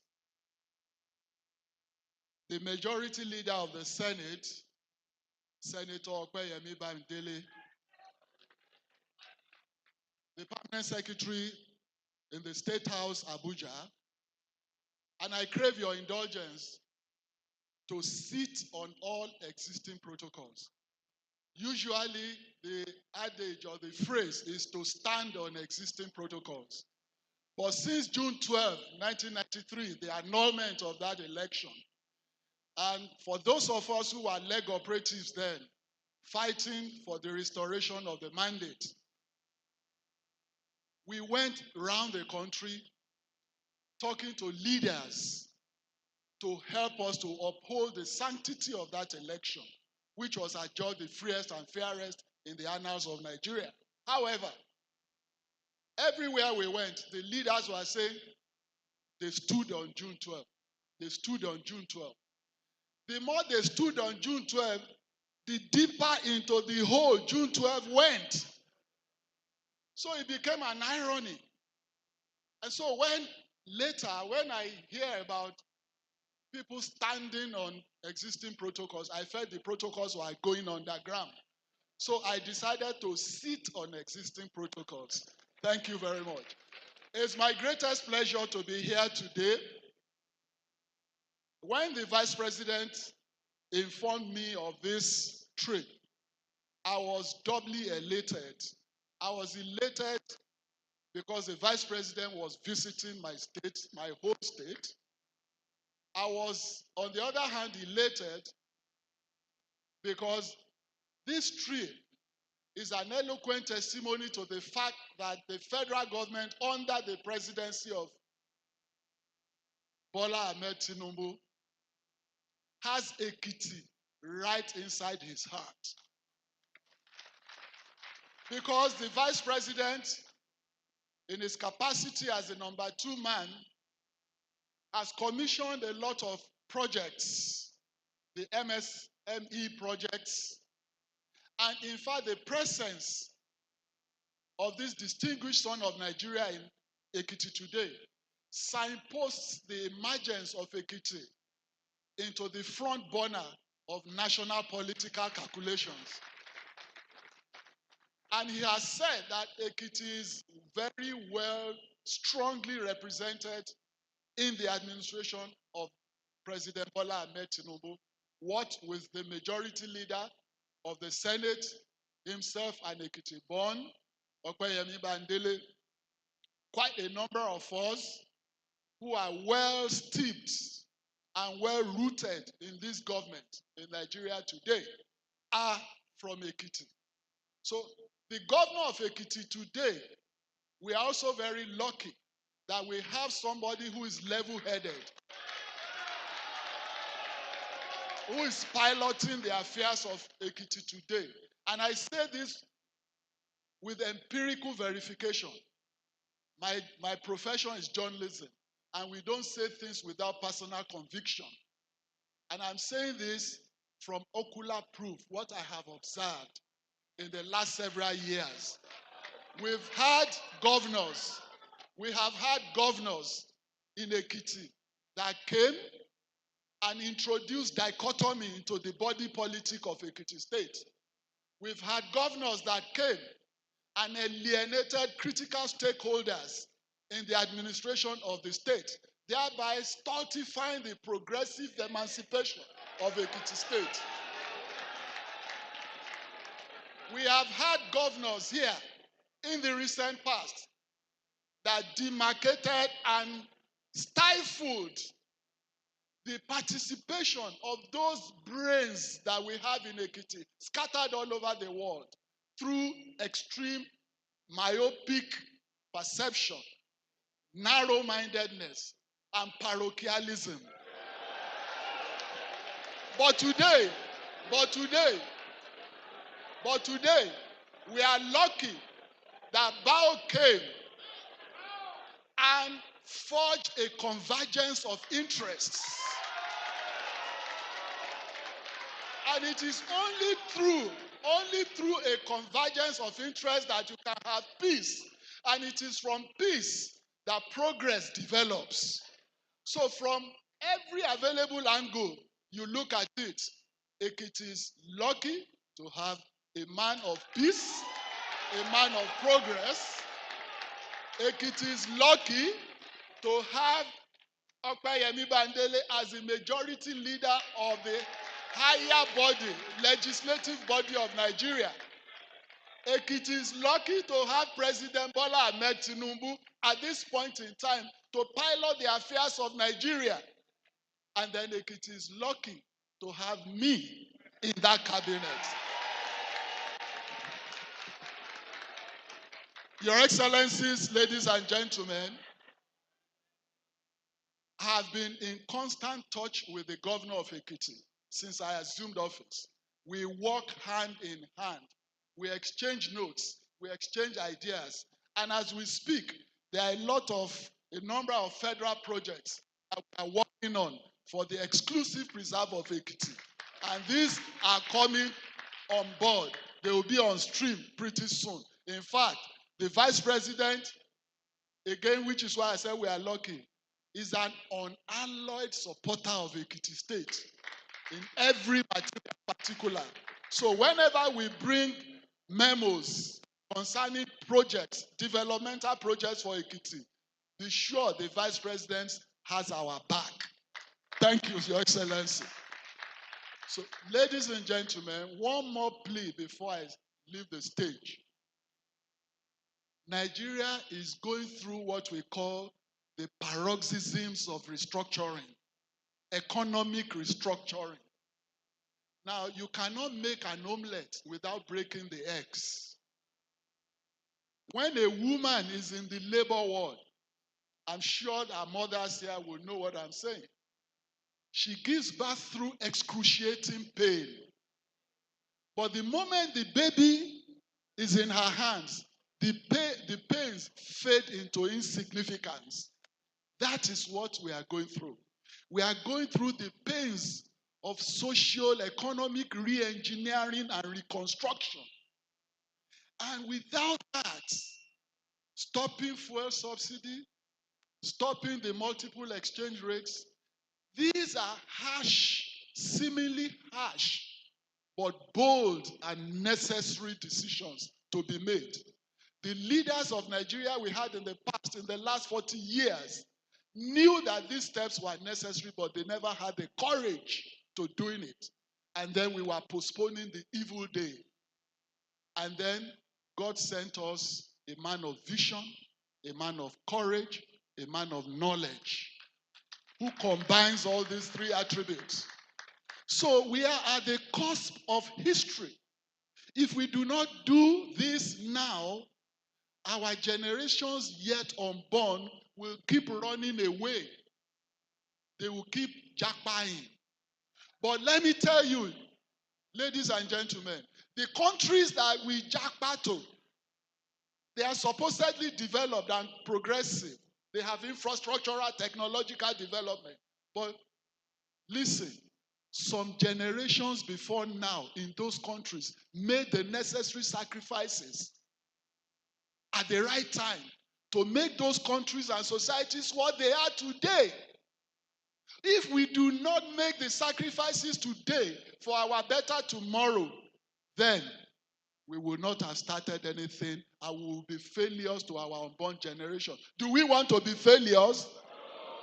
Thank you, ladies and gentlemen. Thank you so much, Honorable Minister Dr. Dele Alake. I'd like right now to bring to the stage the majority leader, Senate leader, Senator Okpeyemi Bamidele, CON, to take the vote of thanks. Representing Ekiti Central constituency, one more time, can we show Senator Michael Okpeyemi Bamidele some love?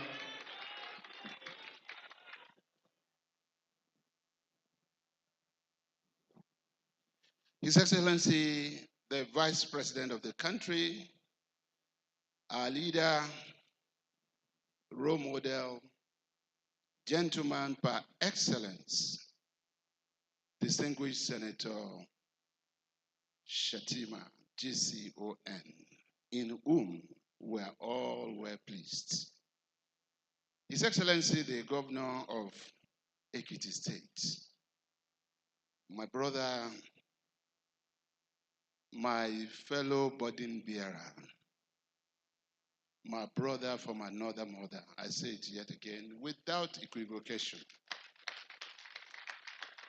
And Your Excellency, Mr. Vice President, please permit me to again recognize our governor in a simple but very profound slogan that I use for him once in a while.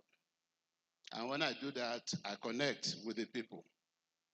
I told our people, when an Oyibo man says, wow, it means this must be a very serious thing, as you know, Your Excellency.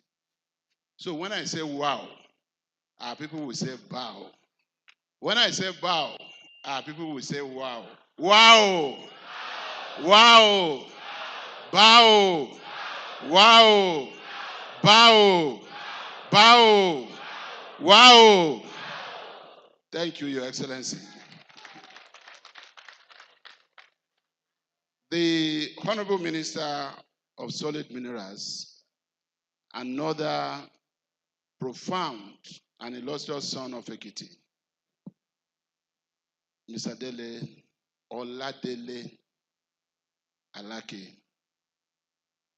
our brother, Engineer Funsho Adebi, who currently is the permanent secretary in the State House, in charge of the villa, who is also another illustrious son of Ekiti. And Your Excellency, the Vice President, thank you for all your support for him. Engineer Adebi has been a blessing to every Ekiti man in Abuja. Every Ekiti man. He's there to serve everybody, but he has a very peculiar burden for our people. And Your Excellency, the Vice President, for you to have invited him to join you on this entourage, like you invited Dr. Alaki and I believe you did a wonderful thing. And you are seeing tomorrow. God bless you yet again. Her Excellency, the Deputy Governor, all the principal functionaries of government, both the federal and state level, who are here, led by the Speaker of Ekiti State House of Assembly, the Deputy and the Honorable Members, and then, of course, to our royal fathers, who are here in their large number. And those are the real custodians of not just our culture, but of our peace, our security. Because Your Excellency will say every politics is local. The approach in Ekiti to security is that it's also a local affair and a local assignment. And it's part of the reason, they are a major part of the reason why we have the relative peace that we have in Ekiti. Distinguished ladies and gentlemen, Ekiti Mokuleo,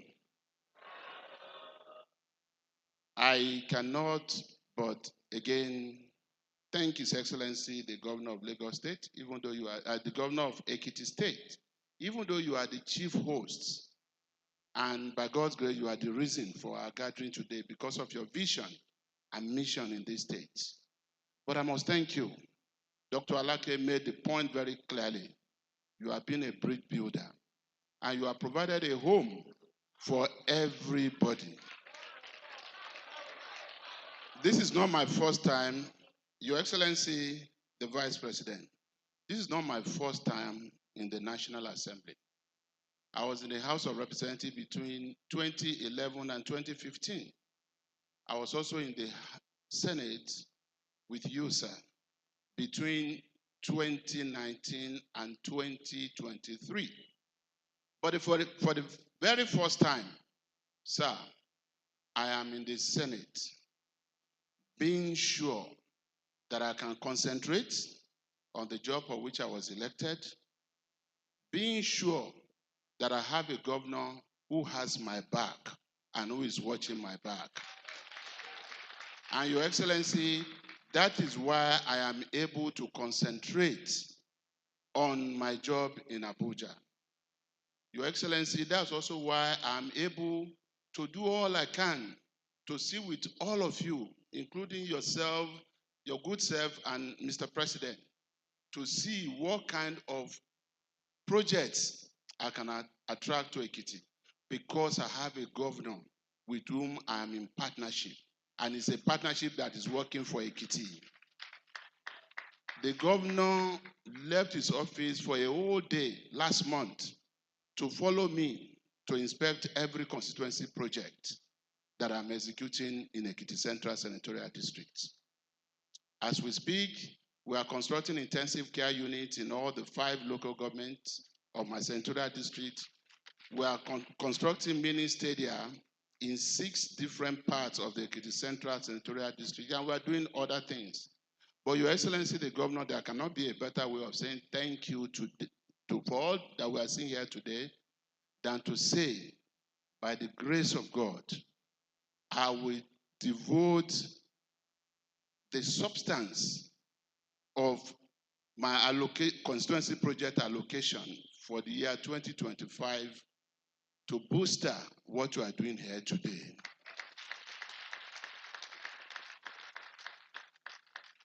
I heard you. Part of what we need is that industrial hub.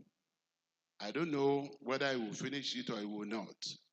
But by the grace of God, Your Excellency, Mr.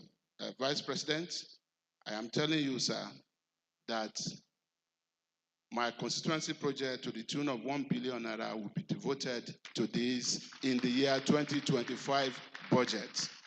There cannot be a better way of encouraging our governor to do this. And I know between you and Mr. President, you will do much more. You are already doing a lot for Ekiti by way of intervention. And knowing you for who you are and what you are capable of doing, I know you will do much more. We thank you very much for coming to Ekiti. And the only reason I am here at this point is because I must come to the microphone before you. So don't worry that we are saying the vote of thanks even before your speech. It is because after His Excellency the Governor, once we have spoken, all we will have is our national anthem. On behalf of all of us, once again, Your Excellency, Ekabo, Si Ilei, Ileye. You are a gentleman, a man of honor, a man of integrity, and we are all extremely so proud of you. And on behalf of all of us, once again, we thank you for your support for Mr. President, our son, our father, our mentor. God bless you. Again, welcome home.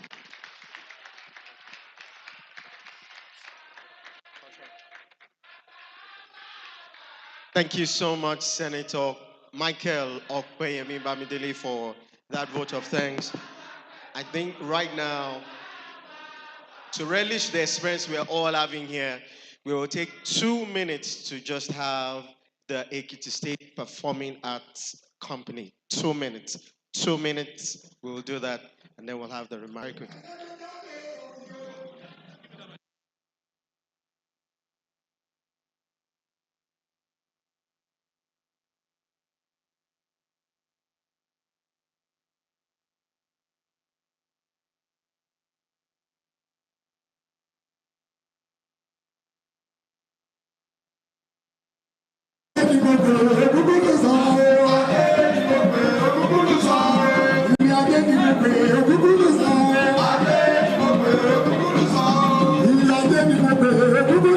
Thank you.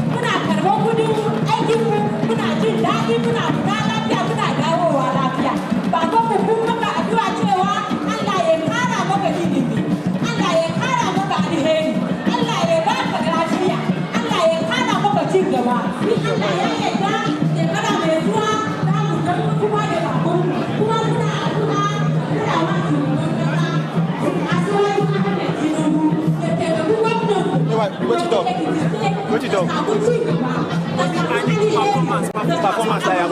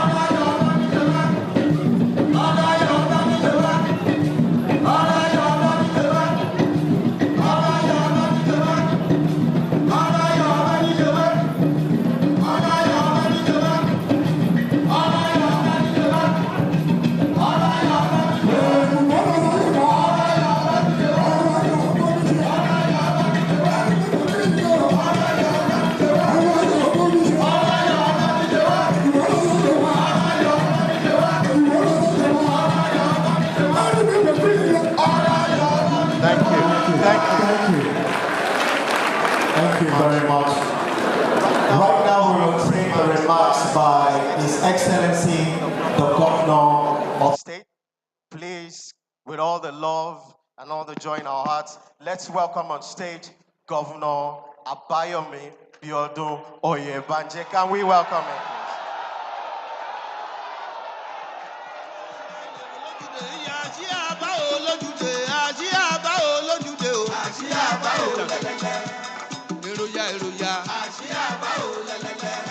Please sit.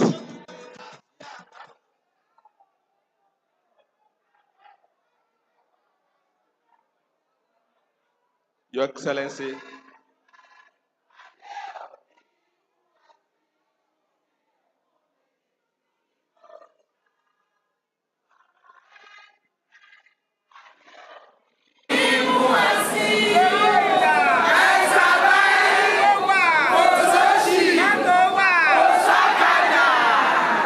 I know. Your Excellency, the Vice President of the Federal Republic of Nigeria, distinguished Senator Kashim Shettima, GCON, my brother, my burden bearer, my soulmate, the leader of the Senate and the senator representing me and this constituency, the Central District, distinguished Senator Michael Opeyemi Bamidele,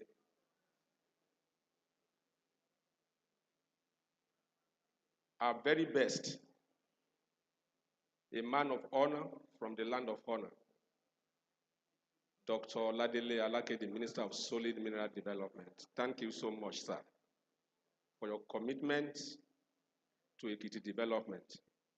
Anytime my phone rings and it's from you, it's one door that has been opened that I need to follow up, and I'm extremely grateful. Your Excellency, the Deputy Governor of Ekiti State, Mr. Speaker, and distinguished members of the House of Assembly, I thank you for suspending your program today to honor the Vice President. The House of Assembly is marking their one-year anniversary, and today is the epic of that program. But they have stood down that program until the VP leaves, then we resume. All of them are here to honor you. I'm extremely grateful. The Chair, Ekiti State Council of Traditional Rulers, and all our royal fathers that are here. Ade Akpelori o, Bata Akpelese, Moshifi Lavori Ade o, Ejeju ara waju. Ẹ ṣé, mo dúpẹ́, ẹ kú oríire ní, ẹ dẹ̀ kú àdúró tì mí. I'm extremely grateful. My colleagues in the Council of Ekiti State, body of permanent secretaries, top government officials that are here, the acting chairman of our party, I saw him somewhere. Thank you so much. Ẹ̀yin ìyálọ́jà mo kí yín o. Gbogbo ìgbà o. Owó wà o. Mọ́tò wà o. God bless you. Your Excellency, I have a prepared speech, but I don't think it's necessary again. After listening to the Honorable Minister and my brother, the distinguished senator, they have spoken the mind of Ekiti people. We have been to the palace. Kabezi has spoken the mind of Ekiti people. The only thing I need to add, Mr. Vice President, is to say thank you. I'm extremely grateful for your counsel, wise counsel. I'm extremely grateful for your support for our administration. And through you, sir, conveying our deepest appreciation to Mr. President. Mr. President has been a father indeed. Everything he promised us when he came here to campaign is fulfilling them.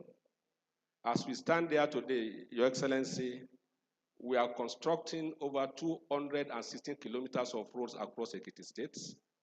We are intervening in the health sector, renovating 11 general hospitals across the state. We have connected more than 50 communities that have not had electricity for the past 15 years, 18 years in the state. We have revamped our agri centers across the states. The only challenge we have, and which has been a very big headache for me, is to provide access and opportunities for our private sector players and the informal sector. And you are here today to do that. I'm extremely grateful, sir. It's not convenient for you to make it today. When you landed in Akure and the rain started, I said, well, it's a shower of blessing. The rain didn't come to disturb, just to announce your arrival, sir. So in this state, whenever we are doing anything of significance, it will rain. So the rain erraded your arrival to Ekiti State. I will just share some stories with you, sir. When our current president wanted to run for the office, he came to see the way of Ado Ekiti privately. And he told Kabiyesi that I've come just for you to pray for me. I didn't want anything. I'm running. Kabiyesi prayed for him. Mr. President told me that before he got to Ikere Ekiti, it started raining. And that day it was a confirmation that that prayer has been answered. And today is the president of the Federal Republic of Nigeria.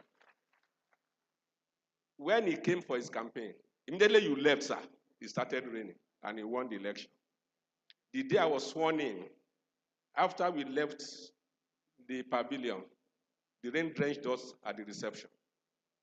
And this particular hall, sir, is a bit historic for me, and you will understand the reason why I said so. You walked here to declare, no, to make a speech to our executive council member retreat. Then you weren't the vice president, you were Senator Chetima. When we were planning for that retreat, I went to Governor Fayemi that we are looking for a speaker to speak on transition and transition planning. We put Governor Raji Fashola. Governor Fayemi said no. It's Senator Kashim Shetima because the Zulu option is working in Borno State. It's best suited to come and give that lecture. When you came outside, I welcomed you. You shook my hand. You told me something. I'm not going to say it here. Because you didn't give me the permission to say that, sir. It's this same hall, sir, that you have come today, and I'm standing before you as the governor of this state. Thank you so much. I'm extremely grateful.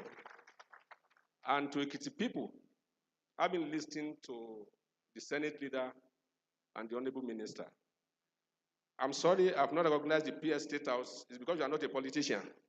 But I recognize you, Engineer Funsha David. Thank you so much for your support. Ekiti people, we are grateful for everything you are doing, and God himself will continue to honor you. We are extremely grateful. I've been listening to the leader of the Senate and the Honorable Minister. I just comment to our political class. We are one in this state. The era of politics is gone. We are in the era of governance. It's only in unity that we can attract the much needed development to Ekiti State. This state is not so much attractive to people, so we cannot afford to be fighting with each other. Some of you that have concerns with my relationship, especially within our party, with some of our leaders, you can now see the beauty and the joy of being united. I cannot carry this load alone. I need the best brains. I need people from opposition. I need those that are non-political. As long as they love Ekiti State, I need them to help me so that I help you.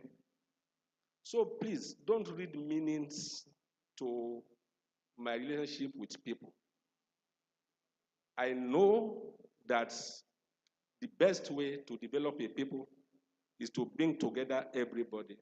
Are we not happy seeing the leader, seeing Dr. Alake, seeing PS State House, sitting together, joining the vice president to be here today? We don't gain anything by fighting with each other. I'm just pleading with all of us that development can only happen in a peaceful atmosphere.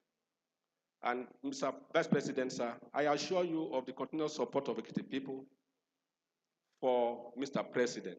And once again, help us thank him. The increase in revenue allocation to states has allowed us to do a lot in these states. And we are solidly behind him. We are solidly behind the reforms. Because like the Honorable Minister said, it's like a boy. It's most painful when it's to burst. But when it bursts, there's ease. We see light at the end of the tunnel. So, Mr. President, it is my pleasure and honor. Let me assume the role of the MC to invite you to talk to your people. Thank you so much.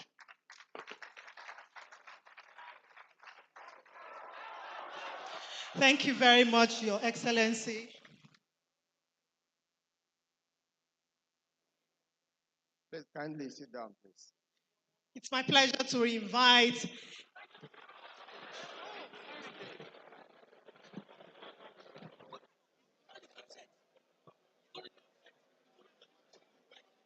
Kindly sit down, sir. Please.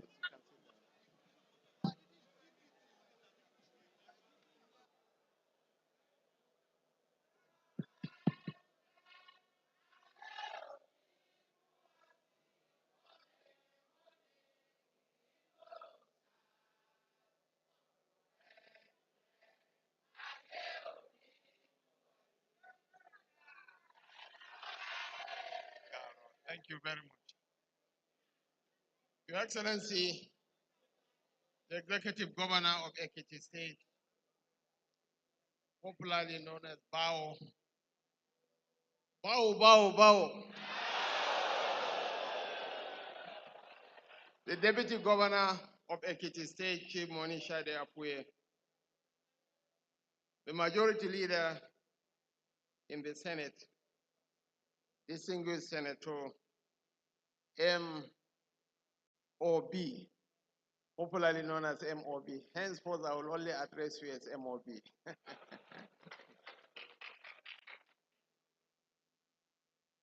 The Honorable Minister of Solid Minerals, Dr. Dele Alake.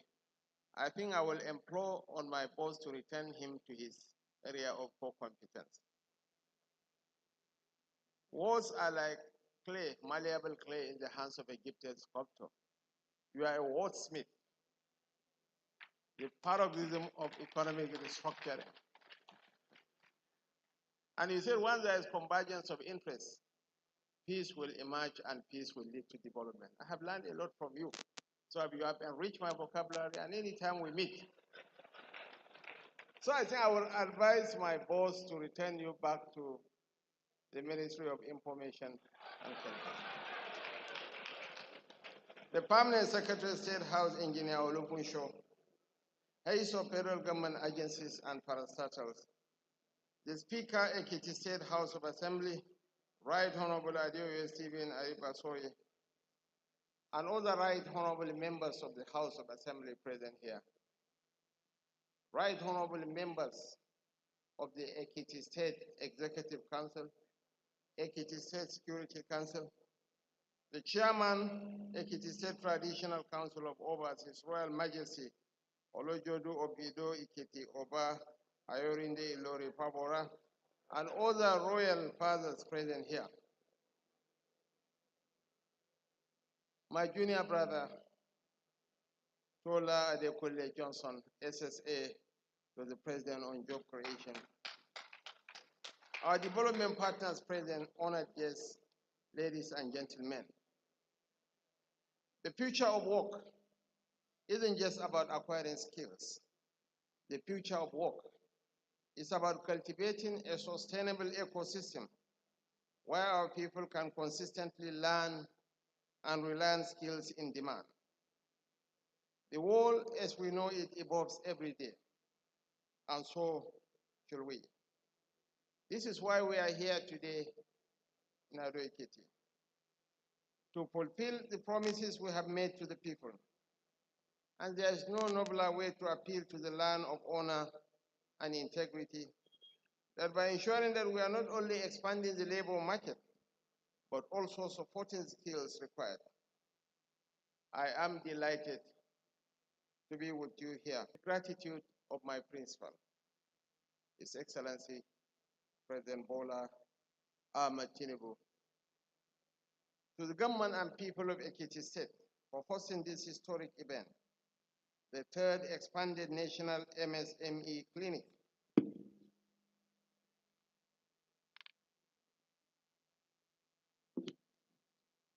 Under the present administration. Your Excellencies, distinguished ladies and gentlemen, the road that led us to Ashwaju Bola Ahmed Tinubu did not happen by chance. This is a man who had shown a profound zest, a profound commitment towards improving on the quality of governance in this nation. He has shown the zeal, the passion, and to borrow the words of Dele Alake, the knowledge and the capacity. I am a son of the North. I am from the cattle country of the far northeastern corner of this country. We were among the first set of leaders that went about canvassing support for Ashwaju. When many of his contemporaries were struggling to have a seat on the dinner table in Abuja, he was sacrificing his resources, his goodwill, his energy toward the enthronement of democracy in this country. He has been the veritable sanctuary for victims of political witch hunt when Atiku Abubakar was harassed, intimidated, dehumanized, and chased out of the PDP. It was to Bodilon that he ran for Sokon. And it was in Bodilon that he got this needed support. And he contested for the presidency of this country.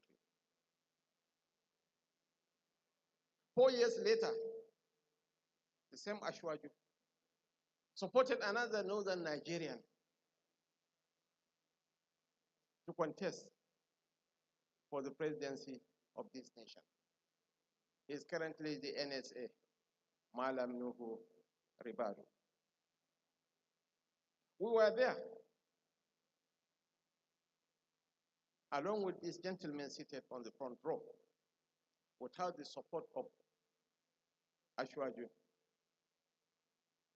former President Muhammadu Buhari wouldn't have emerged as the candidate of the APC. And without the support of the Southwest, couldn't have won the 2015 election. And we felt this is payback time. 2023 was payback time. There is honor, even among thieves. There is honor even amongst politicians. And we felt that we have to give it back to Bola Ahmed Tinubu, what he had given to the North.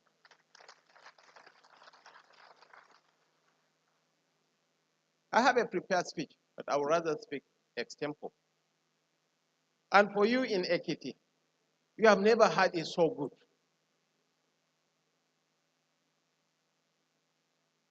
As Martin Luther King rightly said, we either learn to live together as brothers or perish together as fools. I'm quite delighted.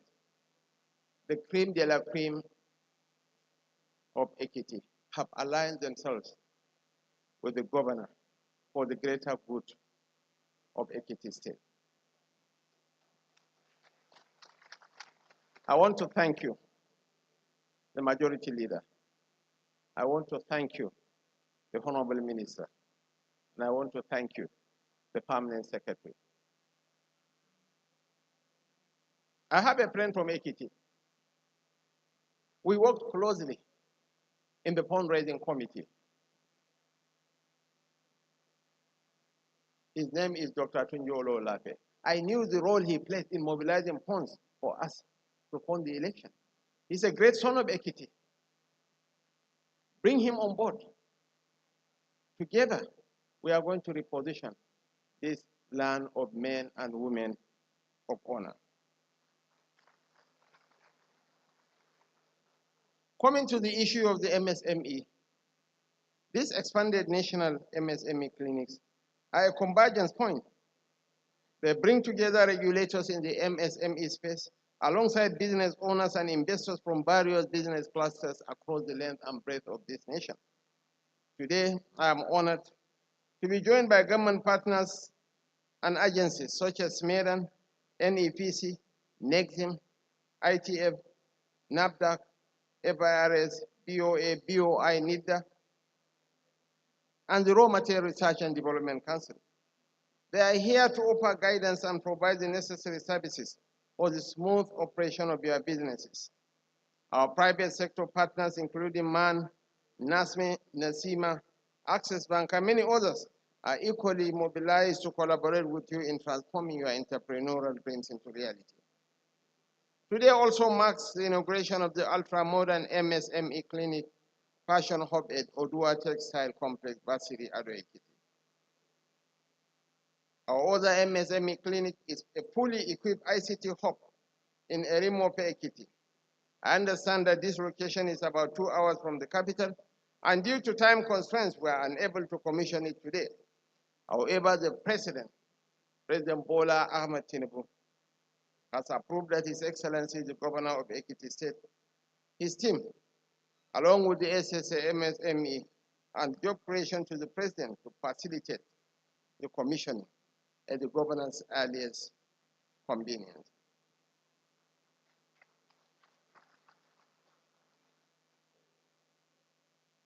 This week, Your Excellencies, ladies and gentlemen, Governor Oyebanji visited the presidential villa in Abuja for a briefing on the preparations for the Ekiti clinic. During the meeting, he took the opportunity to request for the establishment of another modern ICT facility in the capital, Ado Ekiti. I have conveyed his request to His Excellency President Bola Ahmed Tinubu, who has approved the creation of an additional ICT hub in Ado Ekiti. This project will be completed within 90 days. I think the President deserves a standing ovation. Your Excellencies, ladies and gentlemen, I am pleased to share that Mr. President has directed me to ensure that all outstanding exhibiting MSMEs at the clinic today receive a grant of 150,000 naira each. This is an outright grant, and the beneficiaries will not need to repay it. We extend our gratitude to our partners for this unwavering support. The MSME Clinic initiative will next move to Borno and Enugu before culminating in the National MSME Awards in FCT on June 27, 2024, to commemorate the United Nations World MSME Day. I want to once again thank the governor and his team and the good people of Ekiti for the warm reception accorded us. You cannot get it better than this. And of course, the members of my entourage, very powerful people who have come to identify with our people in Ekiti. Together, we can do a lot. Separately, we can add very little value. Thank you, and God bless us all.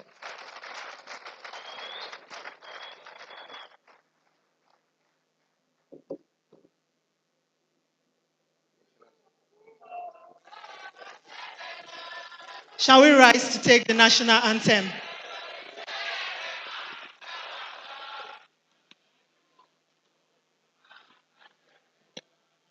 The national anthem.